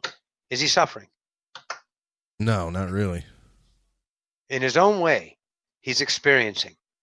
If you say he's suffering, then that is the suffering you choose to see. It's creation, truly. So those children you're so worried about, in their own way, are experiencers. They are not suffering. They're not in a bad situation. They're creating a reality. Everyone knows where they're going to go and all their probabilities before they journey into separation. True that. So allow them to understand themselves and cultivate light. North Korea will no longer be North Korea in years from now, not too many years. It's going to take a little while to undo it. But you can see that the people inside of North Korea are leaking out all over the place and saying, you know what, we're kind of tired of this. And they're going to lose their grip because you can't hold creation. It is ever expanding. Look at every single empire. They've all fallen because you're trying to contain life. It's impossible. You can't contain expansion because we're the ever more explorers. So relax. Don't worry about what everyone's got going on. Focus on your world. Create your life by being your authentic self. And the only thing you're going to do is offer the same idea of people to light themselves. And then guess what? We're all bright lights, creating a new species into the next density of fourth dimension or fourth density. Wow. So how did How did the channeling come into being? What happened? Did it happen to you, or is it something that you tried to start doing? No. See, what happened was I got this idea. I was watching Bashar, and he was so cool. Daryl was so cool, and I just loved it. I watched a little bit of Esther walking around and just saw that shift, and I was like, God, that is so neat. And I was like, God, I love channeling. Thank you. Wink introduced me to channeling, so I'm like pouring into this. And then I was listening to the Hathor meditation, Atheos meditation is called Atheos, and I heard this vibration inside of it, and it started to speak to me. So I was getting these words inside my head, and I was like, where are those words coming from? Because they were words that were not in my memory. So I knew they weren't my words. I claimed them as not mine, but of course they're the one words anyways. So, and I was like, oh my God, that's like a language. I can hear it, And then I started speaking the language during the meditations, and I was like, holy cow. And then I started hearing the English words as I'm speaking the words. So I was starting to speak this language. Turns out to be this idea of Parisian. It's a civilization. And that's how I really started first channeling. If someone would ask me a question, and I would ask the Parisians where the presence of the room, they weren't presence in light and the way you can see them, but their etheric presence was in my co-created reality, blah, blah, blah, in my mind, if you want to say that. And then I would tell them in that, and they would tell me the answer, and I translate back into English, and I was giving answers that were out of control, awesome. I could never think of that because my thinking ability is only confined to my references of my own experience of life. So you knew it wasn't coming from you because this is... Of course, not from my fractal brain. It was come from the wholeness. And I started to do that, and then one day, I got this little voice inside my head. His name is Hugh. He comes up with this great answer to a question, and he goes, and someone said, who is that? And I said, I don't know. And he goes, I'm Hugh. And inside of my head, I heard Hugh. And I said, hi, Hugh, how are you? And he goes, I'm fine. And I said, am I freaking out here? Am I talking to myself? Getting a little schizophrenia? That's what I'm doing. I'm getting multiple things. He goes, no, it's me. I'm an entity. You know what channeling is. You have ability to channel if you want to choose that idea. You have the idea as a probability in your life. Do you want to do it? And he goes, I said, yeah. He goes, and truly, of course, everyone is channeling. It's only when you choose your thinking mind that you are no longer channeling. You're using your memory. But that's cool. But you're always the original thought flowing through you. So I got that, and he taught me how to be a conscious channeler, to understand how to not doubt, to get out of my way, to let it flow through, to be the brave, to see what's going to happen, and don't worry about being judged. I mean, in my proving grounds was going from Roy to Roxanne, becoming that, dressing awkwardly. My hair was short. I wasn't very good at putting my makeup or my clothes on, but I found it. I found Roxy through the journey. I discovered who I am, and I'm gorgeous. I love me. So I found that, and I found the same thing in channeling. I just started.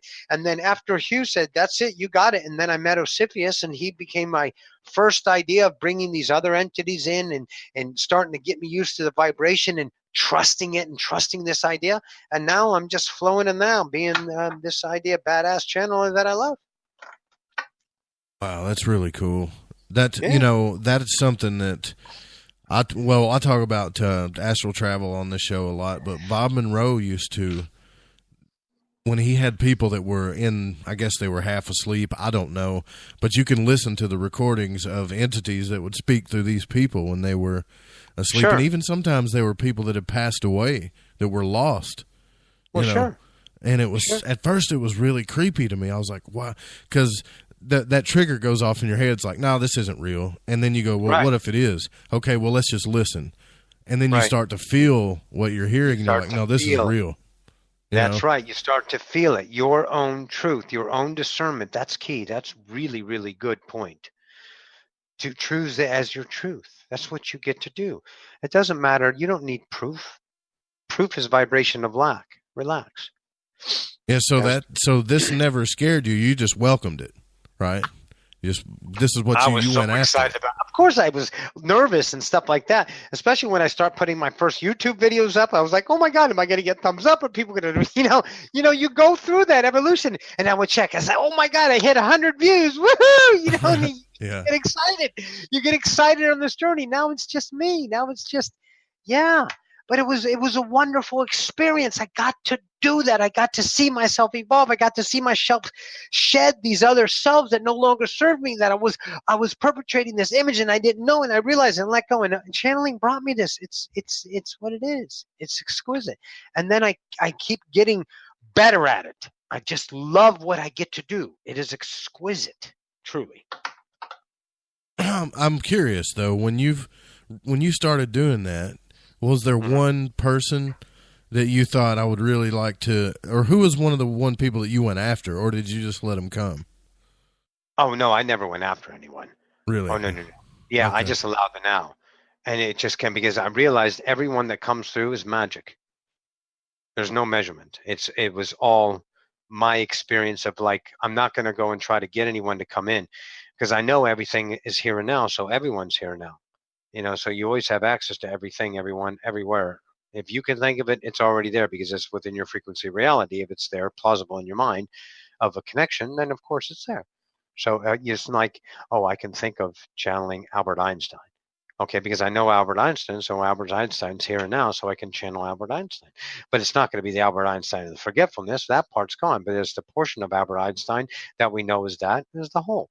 But, I mean, I've been to the idea of the channeling people like Alan Watts and Levine. Right. That's what I was thinking. And different ideas like that. And that's fun. That's exquisite.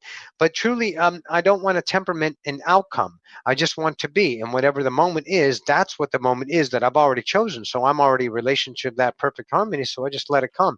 And if it turns out to be a known, like, Michael Jackson or Steve Jobs or just anything like that, Bruce Lee or whatever, you get that vibration and it's there and you bring it through. And then everyone judges the shit out of it, accept it, do what they will. But what I'm doing is bearing one thing, my light.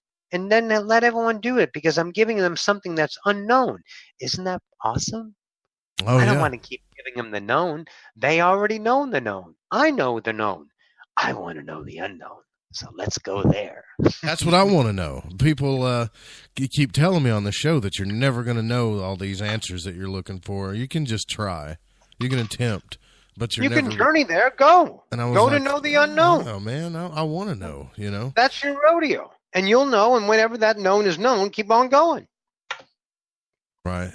The Seth Speaks material, I've watched that. I'm sure you've watched it too. I read the books. I read Seth books, and I think I put it down. I read Seth and The Unknown Reality, I think, is one of the other ones I read. And then I was reading, I read Ramtha books from channel from Jay-Z Knight, who's been around. She was a groundbreaker, was actually on the Merv Griffin show for those who remember that. And then, she channeled Ramtha, and I read the Ramtha books. I read the Seth books, a couple of them, and I listened to the channeling. And then when I started channeling, I stopped. I stopped everything because I knew something that was and I am is. So I stay with the isness and create my own because they did it. And so I don't need to know what they did. I am already what they did. Now I get to discover me. So that's when I stopped listening to other channels and stuff. We get warnings about mediums and channeling a lot. Sure, because they're afraid. Yeah. You were afraid when you got the idea. You just said it a few minutes ago. Yeah. I was a little afraid of that because it's something unknown. What were you taught? You guys are taught. All of us are taught what? The unknown is scary. You have to defend against it. You need to poke, prod, and test it to make sure. So channeling is introduced. Mediumship's introduced. The first thing, the idea of a religion world is going to deem it up to the devil because that's the polarity they're working. If it's not God, it's got to be the devil. So guess what? That mediumship, it's a bad thing. Channeling is the devil. Okay, I'm the devil. Great. Have fun with you defining me in your reality as the devil. But I'm not the devil. But in your world, I am. Have fun with it. Bye. I'm going to go about my nows, and I go have fun. So that's what I'm saying. That's the point behind it.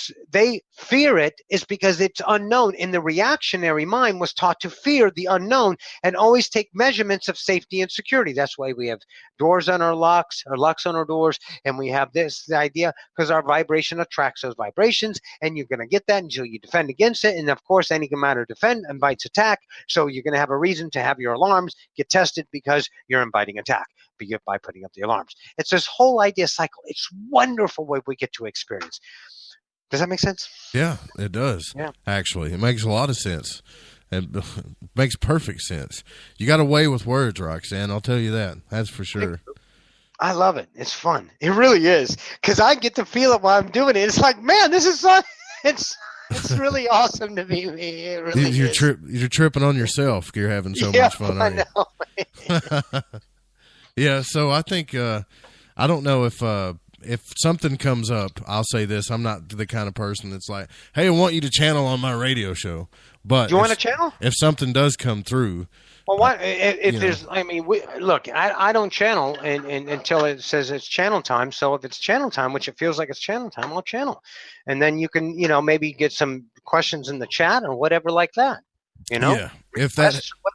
If Roxanne starts channeling, you guys want to ask a question, just put it in caps so I don't miss it, if you don't mind. Or you can call in at 501-777-5631. I keep forgetting we got a phone line too. Hey, look at that. Look at that expansion. You got a phone line. Yeah, we got a phone line. Give him the number again. It's 501-777-5631. I need to get Kurt to do the deep voice thing. 501-777-5631. Come on, Kurt. Where are you at, kid? Like the John B. Wells thing, Right. But most of the time when people talk about channeling, they want to talk to aliens and all this other stuff, or Elvis, Well, where do you want to go? I don't know. I want to talk to a higher spiritual being, somebody that knows. What? You? Well, you know what I mean. Maybe I'll talk to my higher self, Hang on. Let me bring Osifius in first, and we'll go. Stand by.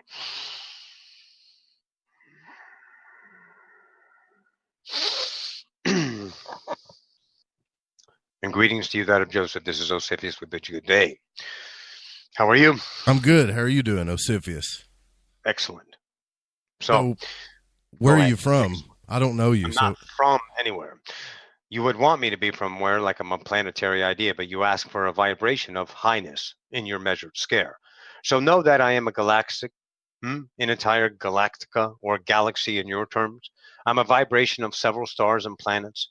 I am my own isness, my own awareness of the expansion of me. This individual part you're talking is a part of me called Osifius, in the reference of, let's say, being all that is. So if there are specifics you want to talk about, let's go. But I'm not from anywhere. That would be limiting. Does that make sense? Yeah, it does. What I want to know is, what practices do you think that we're doing right to discover our higher selves, like meditation, prayer, or do we just need to go with the flow to discover who we are?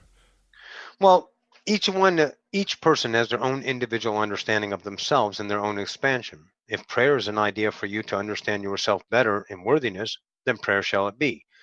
See, understand all truths are truth and allow everyone to expand upon their own isness.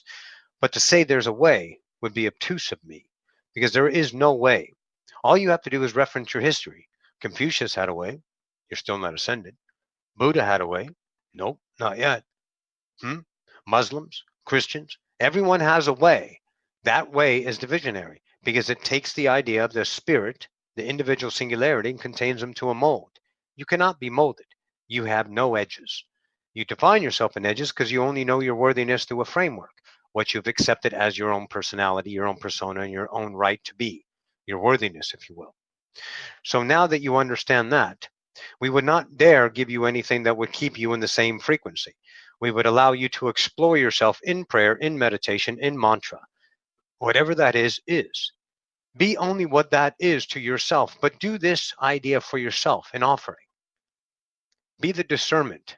It's all built in. Our friend Bashar had said this: you have a compass pointing north. It's pointing home. It's a discernment needle that calls bullshit on your reality.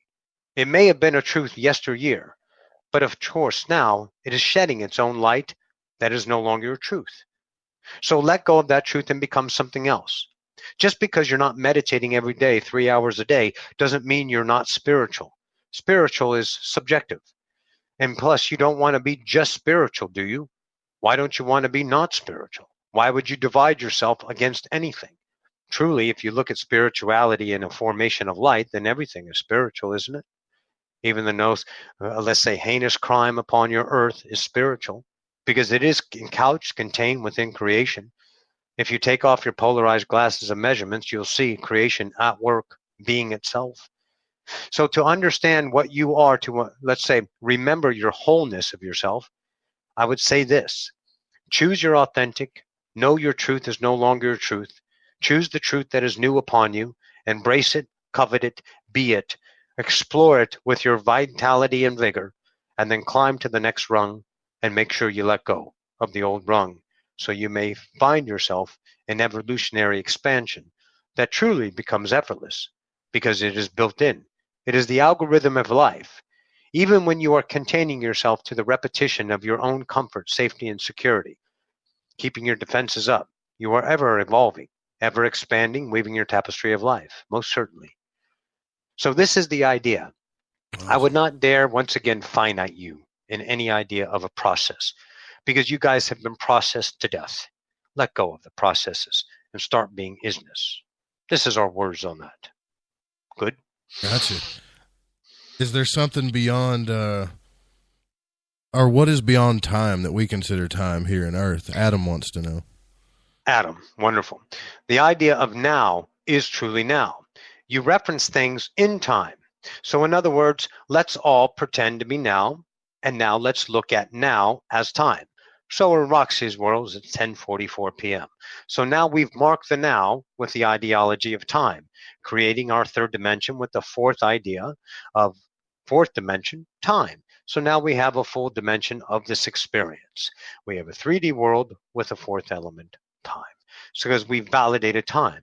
But of course, just like you and Roxy were gallantly blazing through the nows, not worrying about time, you went overtime on your commercial break because you're not concerned about time. Time is validated in the moment. It's a marker. It's a beginning point. It's an ending. It's a time to remember, a time to cry, a time to love, a time to hope, a time to dream. Things of now it's time. And that means a marker of your own importance, something that you measure. But truly now is all there is. And now creates the past and the future. The future of potential based on your reference points of potential that you validate within your framework of acceptability. And of course, it creates the past and memorandum. What you remember is your lifetime. But of course, you have different lifetimes. You guys are starting to see that with the Mandela effect, where time truly happens in many timelines. It is not one timeline. It is individuals choosing timelines as their own memorandum. The Mandela effect has shown you how different people in the same world remember different ideas, different things that were spelled differently, different deaths of certain celebrities and certain ideologies. It's what it is. It's a way to show you that everything is not solid. It is not still in the idea of edged. It is always malleable, ever constantly bleeding across the lines of your divisionary selves. So embrace this journey of having no time and understand that time is only valued in the moment. And here's another thing, Adam. When you have an appointment next week, know that you don't need to set your calendar and make sure you get there on time.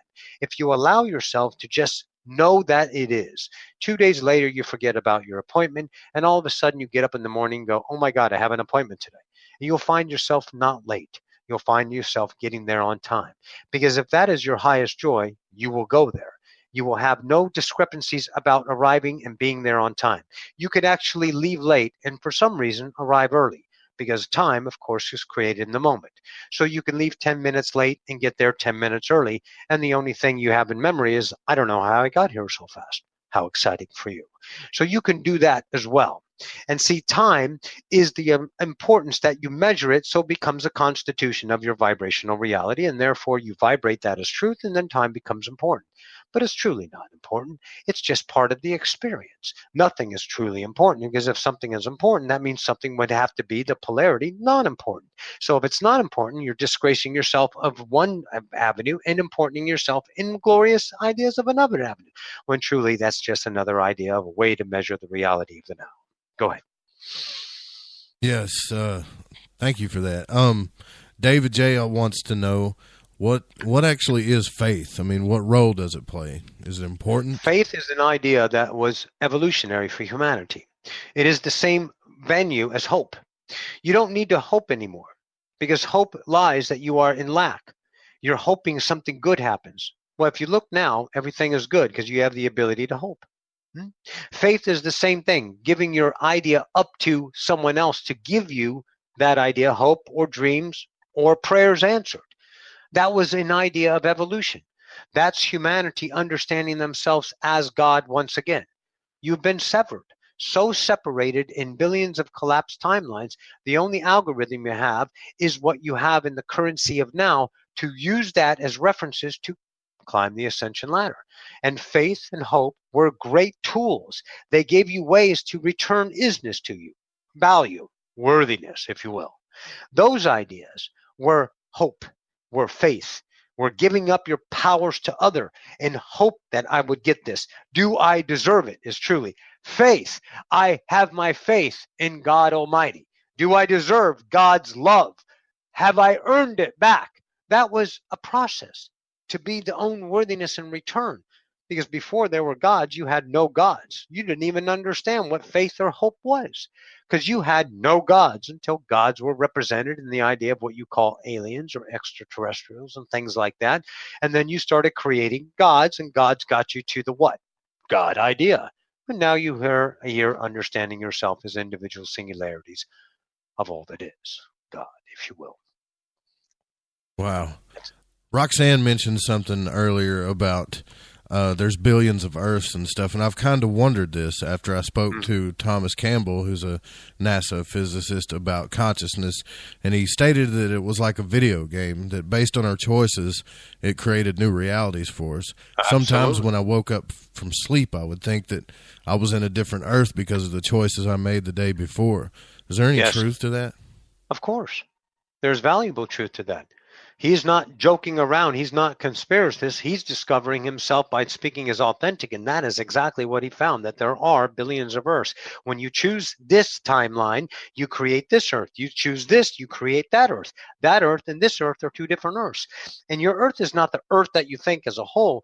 The Earth is exactly what you see. It's a bubbled reality. It's a holodeck. Don't think it's a solid one Earth. It's only a big Earth when you view it from space. That's when it becomes a big Earth. But right now, the Earth is the car you're in driving down the road, the stairs you go up to go into work, the cubbyhole you sit down at your chair. That's your Earth. That's your planet. One day, maybe you turn left instead of going right. That's the Earth you create. That's the reality bubble that you create in psyche. You're inside of a dream. You're dreaming you're a dream. How cool you are. How fun. How exciting. So look at that idea and be less contorted to the value of one Earth and what's going on this Earth. And I got to be afraid of this Earth and this Earth and this Earth, that all this one Earth has all these things wrong with them. No, they don't. Those are choices for you. I'm not interested in things like that. So you just choose your reality, and those things don't play in your vibrational field. Again, back to Einstein and Tesla. They said it. If you are a frequency match to those ideas, they were possible in your Earth. But if you are choosing your own at a different frequency, you cannot get those in your world. In other words, you take your car and you drive downtown to a very bad part of downtown, and you park your car in the idea to where it's known to be theft, robbery, and you're just crazy to go down there. But see, you go down there because you don't know you can't go down there. You don't know anything about the fear. You have no vibration of that connection. So you walk and you park your car, and you walk and you just divinely go wherever you're going to go. And if there's any vibration of, let's say, a different frequency, they can't see you because you're not on their Earth. Oh. Period. Because you have to be a vibrational match to experience the same frequency. There are many ideas within the couched realm of humanity that you have several billion idea vibrational frequencies, of course, but it's all encouched in the human psyche, and there's one big massive Earth, if you want to call it that, but it's not a real solid Earth. It is an idea of psyche, a concept of Earth, human idea. And within that, there's a whole bunch of billions of Earths all the time going on. And you can shift your frequency. Now, your dream in and of itself, you are on another Earth. Yes, you have several Earths going on from the whole of you. You're just not the only one here. You are here in all of yourselves. All of your choices are being fulfilled by your probable selves. Don't worry about your probable selves. Get to know you, and you would join yourselves in your own freedom once again. True that. Don't think too much about it. That's a little sticky for the mind of separation to compute, but you don't need to. Just let it sink in. See, that's the wonderful thing about nature, isn't it? You kind of plant a seed, and the oak tree doesn't need to be told to grow. It just kind of grows on its own. So all the fertilization you've allowed yourself by taking down your defenses, and my seeds come in and offer, they start to fertilize and grow and start to take root on their own. And then all of a sudden you start to get these wonderful things, epiphanies, because you're part of creation. It's just that you that's been looking the other way. That's all. Keep going. Will we ever clean this earth of all the toxins that we've put in it? There are no toxins on the earth. You say they're toxins because you're defining them. The scientists say that, but they're defining them. When you have an oil spill, that's the earth that you're on with that. But you change your earth, and the oil spill's not there anymore. See, and you think, again, there's one earth. There's not. There's billions of Earths, and they're only your Earth. When you start to allow that concept to become more freeing in your mind, without the science behind it, without the logic of the brain referencing what has been known in its own mind, to compensate that as an idea, compilate that as an idea of something tangible to be really true or not true, you let go, and then the truth just kind of sinks in on its own. So don't worry about all the toxins of the earth. See, Gaia is an entity, much like you're an entity. Gaia is not, doesn't have a problem. She's not hurting. She's not in pain. That's humanity viewing that and then going out to protest and change the earth. Wonderful. So what actually Gaia is doing is providing a playground for you to play, let's say, play in as, oh, the earth is broken, let's fix it. So you get to do that. That's all. It's as simple as that. It doesn't mean anything. You want meaning, though, because you need purpose, because you're separated. Without meaning and purpose, you're empty. And without that, the emptiness scares the living shit out of you. So guess what you do? You start to live and start to choose your reality. And those things of a toxic earth and a bad earth and a polluted earth never show up in your reality because they're not a frequency match. But you won't test that because it's very scary to test that. That means you got to let go of everything you think you are. You got to let go of everything that continued you as the separated self.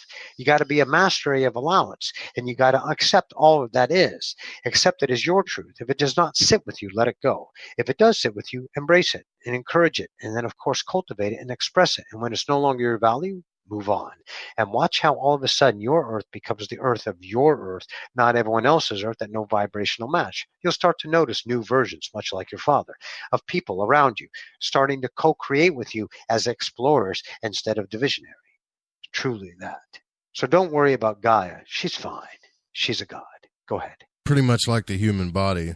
It'll take care of itself, and when it's done, Yes. it's done. So don't worry about it, right? Yeah, when it's done, go on. What are you going to do, die? No, so what? Actually, you don't experience death. You just go, holy crap, I'm not the body. Hey, I died. Cool, let's see what happens now. You're not afraid. You're not. Everyone's there to take you home. Relax. Last question by Johnny.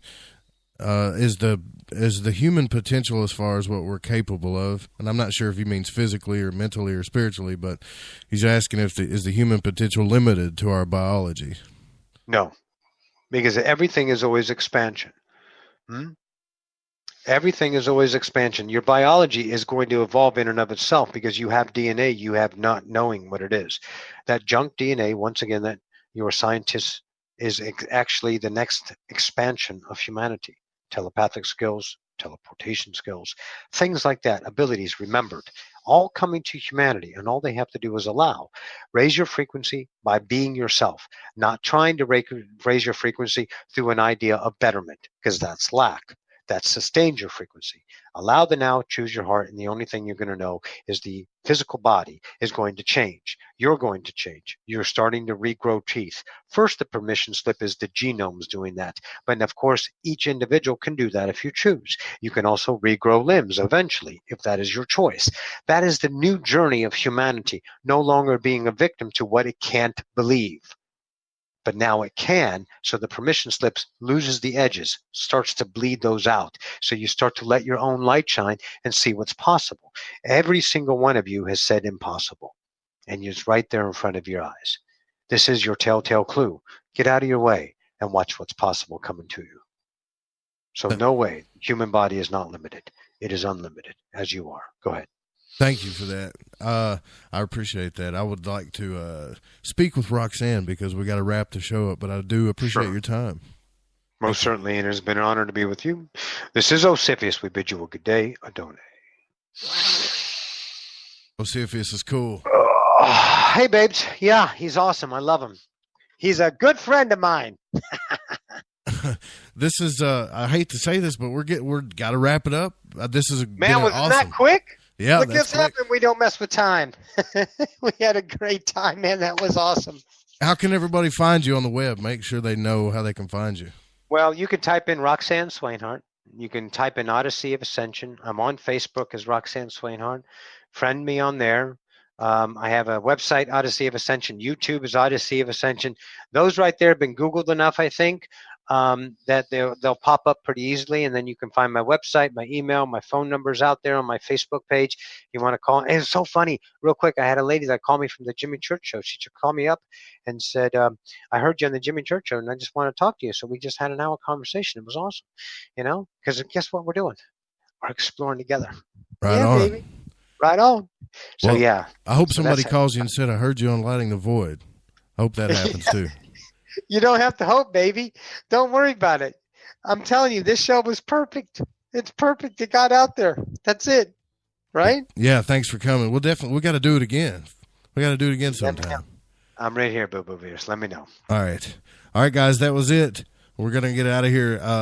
Don't forget, tomorrow night we're going to have Larry C. Kander on with The Strange Object, Hard Evidence of UFOs. It's going to be a good show.